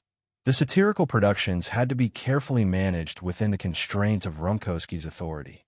He was not above censoring or shutting down cultural productions he found threatening to his control, but the satirical tradition persisted in various forms throughout the ghetto's existence. The specific musicians, conductors, and performers of the Łódź Ghetto Symphony Orchestra have been partially documented through survivor testimony and through the ghetto's administrative records. Many of them were professional musicians who had been active in the pre-war cultural life of Łódź. Their concentration within the ghetto, together with their community, meant that the ghetto's musical culture had access to professional quality musicians, even as the physical conditions of performance, the cold, the hunger, the inadequate instruments and facilities, made every performance an act of physical endurance, as well as artistic commitment. And speaking of what the cultural life of the Łódź Ghetto ultimately cost, the musicians who performed in the symphony orchestra, the actors who performed in the theatrical productions, the members of the choirs, and the children who appeared in the youth performances, most of them were deported to Auschwitz-Birkenau in August 1944, along with the rest of the ghetto's surviving population. The cultural life they had sustained for 4 years ended not in a final performance or a farewell concert, but in the administrative process of deportation. The lists compiled, the transports organized, the people loaded onto the trains. The Łódź Ghetto Chronicle recorded the names of those deported. The symphony orchestra's last concert is not recorded. Fact number 47. The International Red Cross and the Ghettos. The failure of humanitarian witness. The International Committee of the Red Cross had, by the beginning of the Second World War, established a framework of humanitarian law, primarily the Geneva Conventions, that was designed to protect prisoners of war and civilian populations in armed conflict. The ICRC's mandate extended, in principle, to the inspection of detention facilities and the documentation of conditions in which civilian populations were being held. The Nazi ghettos were detention facilities holding millions of civilian prisoners. The ICRC's mandate, in principle, covered them. In practice, the ICRC did not inspect the Nazi ghettos during their existence. The organization's approach to the Nazi persecution of Jews was characterized by a consistent prioritization of maintaining the organization's access to German POW camps, where the ICRC's inspection mandate was established and where its work protected Allied POWs, over challenging German policies toward Jewish civilians, for which the ICRC had no established legal framework and for which German authorities would not have granted access. The ICRC made a calculation that protecting its access to POW camps was more important than challenging the ghetto system, and the calculation meant that the ghettos operated without any humanitarian inspection for their entire existence. The ICRC's post-war acknowledgement of its failure to respond adequately to the Holocaust, including its failure to inspect the ghettos and concentration camps, and its failure to publicly speak out about the persecution of Jews, was eventually expressed in a 1997 statement by the organization that acknowledged the inadequacy of its wartime response. The statement was the product of decades of historical pressure from Jewish organizations and Holocaust researchers, and it acknowledged that the organization had had access to information about the persecution that it had failed to act on. The specific failure of the ICRC in relation to the ghettos is part of a broader pattern of international institutional failure that runs through the entire Holocaust history. The failure of the League of Nations to respond to the persecution of German Jews in the 1930s, the failure of the 1938 Evian Conference to develop an effective refugee policy, the failure of Allied governments to admit Jewish refugees in adequate numbers, the failure of Allied air forces to bomb the railway lines leading to Auschwitz-Birkenau, and the failure of the ICRC to inspect and document the conditions in the ghettos and camps. Each of these failures was a separate decision made by a separate institution in specific circumstances. Together, they constitute the pattern of international non-response that allowed the Holocaust to proceed. Fact number 48. The legal aftermath. What justice looked like for the ghetto perpetrators. The legal accountability for the perpetrators of the ghetto system was partial at best. The Nuremberg trials prosecuted the senior leadership of the Nazi regime, including Hans Frank, the general governor of occupied Poland, under whose administration most of the major Polish ghettos were established and liquidated, who was convicted of war crimes and crimes against humanity and executed in 1946.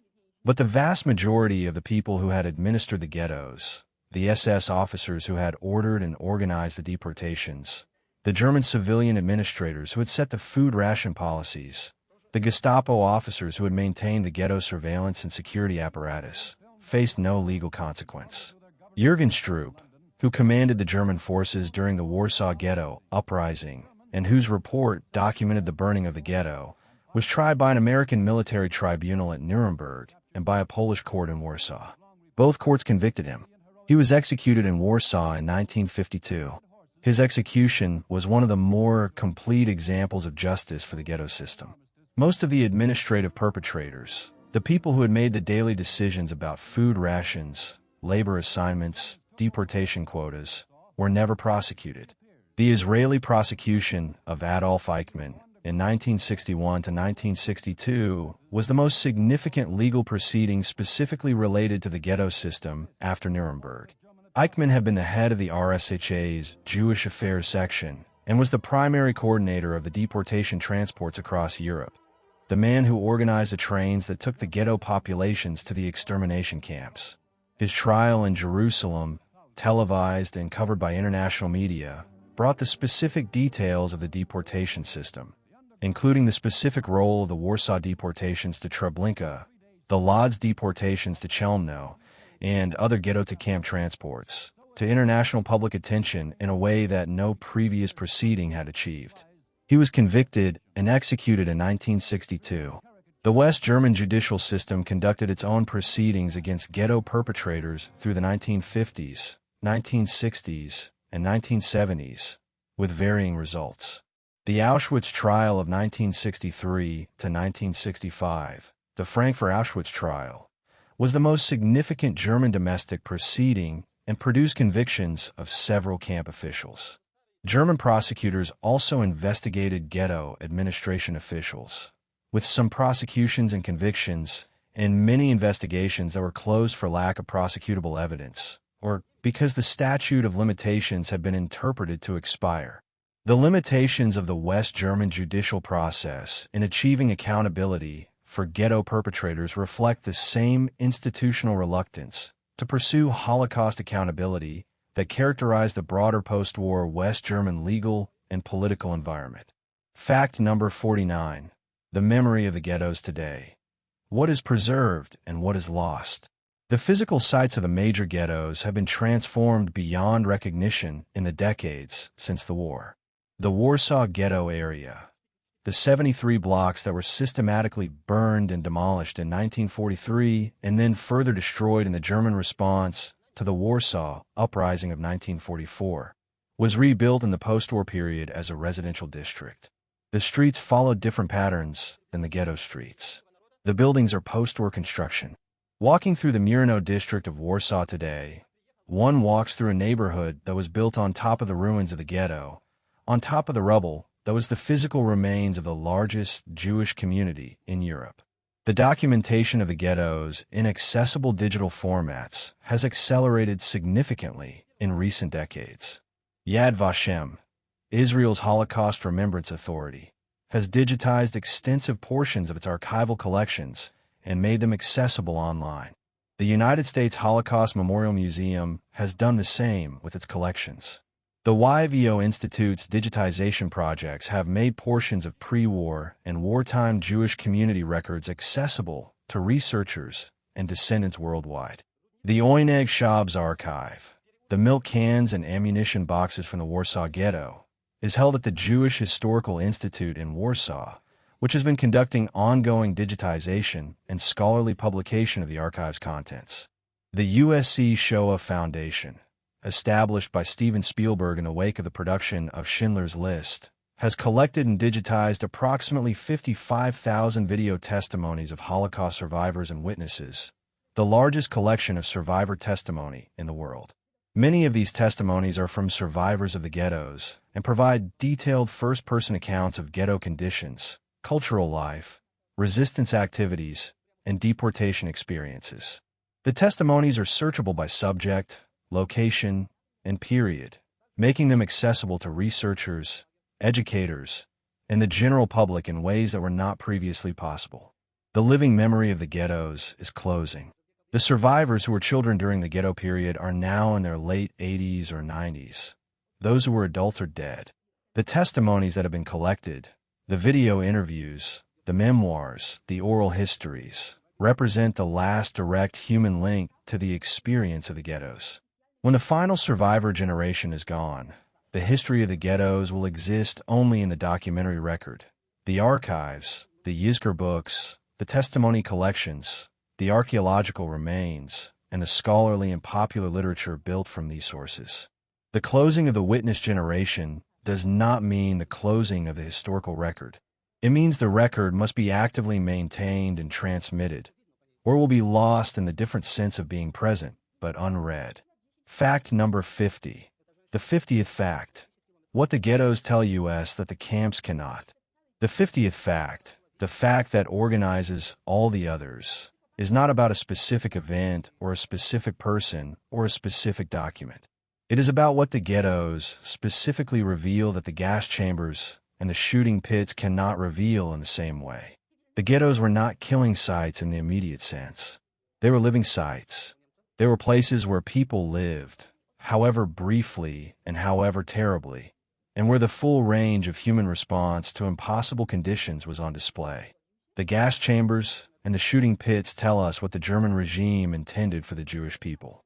The ghettos tell us what the Jewish people did in response to that intention, while they still had time and space to respond. And what they did was this. They built schools and taught children who were legally barred from learning. They maintained hospitals and practiced medicine on patients whose primary illness was the starvation that the authorities had deliberately imposed.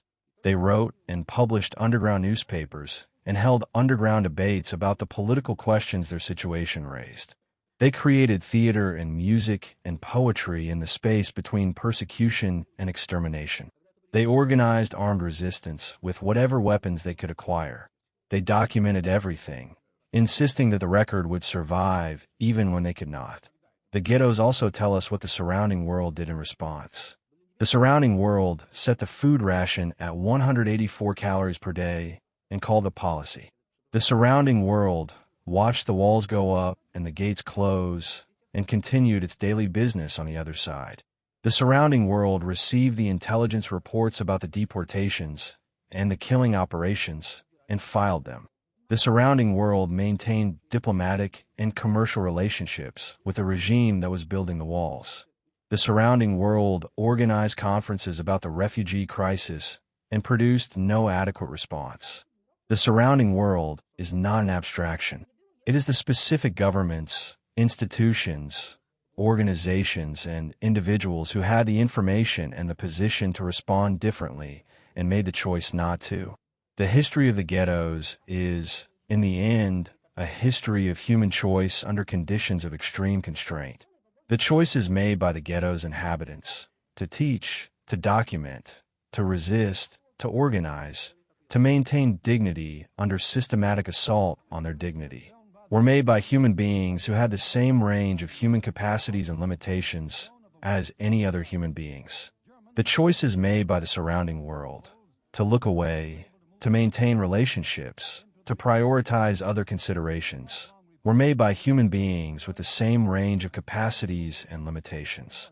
The ghettos do not tell us that one category of people was capable of heroism and dignity that another category was not. They tell us that every category of people, in every institutional and situational context, faces choices whose consequences are real and whose making defines what kind of world comes next. You cannot teach the history of the Holocaust without the ghettos. The gas chambers are the end point. The ghettos are the middle of the story, the phase in which the people who were going to be killed lived, for months or years, in conditions designed to destroy them, and made choices in those conditions that tell us more about human nature and human possibility than almost anything else in the historical record. That is why these 50 facts matter. That is why this history, the 184 calories, the Umschlagplatz, the clandestine schools, the Stroop report, the milk cans, and the ammunition boxes buried beneath the rubble, belongs in the room where you are right now, in the quiet of this late night, in the understanding you're building about what happened and what it means. 50 facts. More than 1,100 ghettos identified in the historical record. The Warsaw Ghetto and its 450,000 inhabitants in 1.3 square miles. The 184-calorie daily ration that was a death sentence in bureaucratic notation. The Łódź Ghetto and Rumkowski's 4-year calculation. The Vilna Ghetto's library with 45,000 books and 100,000 borrowers in a year of starvation. The Judenrat's impossible institutional position. The smuggling economy that kept people alive and the children who ran it. The oyneg shops and the milk cans buried beneath the rubble. The clandestine schools where teachers taught children who were legally barred from learning. The Great Deportation of Summer 1942 and the 265,000 sent to Treblinka in 52 days. The Warsaw Ghetto Uprising and its 27 days and 750 fighters with 59 pistols against the SS. The Stroop Report and the photograph of the small boy. The Hunger Disease Study and the physicians who documented starvation while starving. Their science stat and the Red Cross and the performance of normalcy. The Hungarian ghettos established and liquidated in weeks. Wallenberg and the invented documents that were not legal and that saved lives anyway. The Yizkor books that restore names to the statistics. The 50th fact, that the ghettos tell us what human beings do when confronted with the systematic destruction of everything they are. What do? They teach. They document. They argue about politics. They borrow books. They perform music. They smuggle food past guards. They write diaries. They build bunkers. They organize to fight. They refuse to sign deportation orders for children. They bury archives in milk cans. They hide manuscripts in their clothing. They take their children to the library. They hold Passover seders. They write poetry. They maintain records of everything happening to them so that the world that comes after will know. And the world that came after is you, tonight, wherever you are. You are the after that the documenting was for. The oyneg shops did not bury those milk cans for the benefit of the archives. They buried them because they believed that the world would eventually want to know, and that when the world wanted to know, the record should be there. It is there. You are accessing it tonight, in this format, decades after the documents were buried and recovered and translated and preserved. The circuit is complete from the people who documented to you, who receive the documentation. What you do with what you receive is the question that every generation that inherits the Holocaust record has to answer for itself. The minimum is, know it. Know it in the specific way that these 50 facts have tried to present it. Not as abstraction, not as number, but as the specific reality of specific human beings who taught children in defiance of German orders, who borrowed books from a ghetto library while starving, who organized 750 fighters with 59 pistols and held the SS for 27 days, who buried their archive in milk cans beneath the ruins of their world because they believed it would matter. It mattered. It matters. Subscribe if this is the channel you have been looking for. Drop a like. It costs you nothing, and it keeps this content reaching people who need it. And rest now. You have done serious historical work tonight. The ghettos are in the record. The record is in your understanding. That is enough for tonight. Sleep well.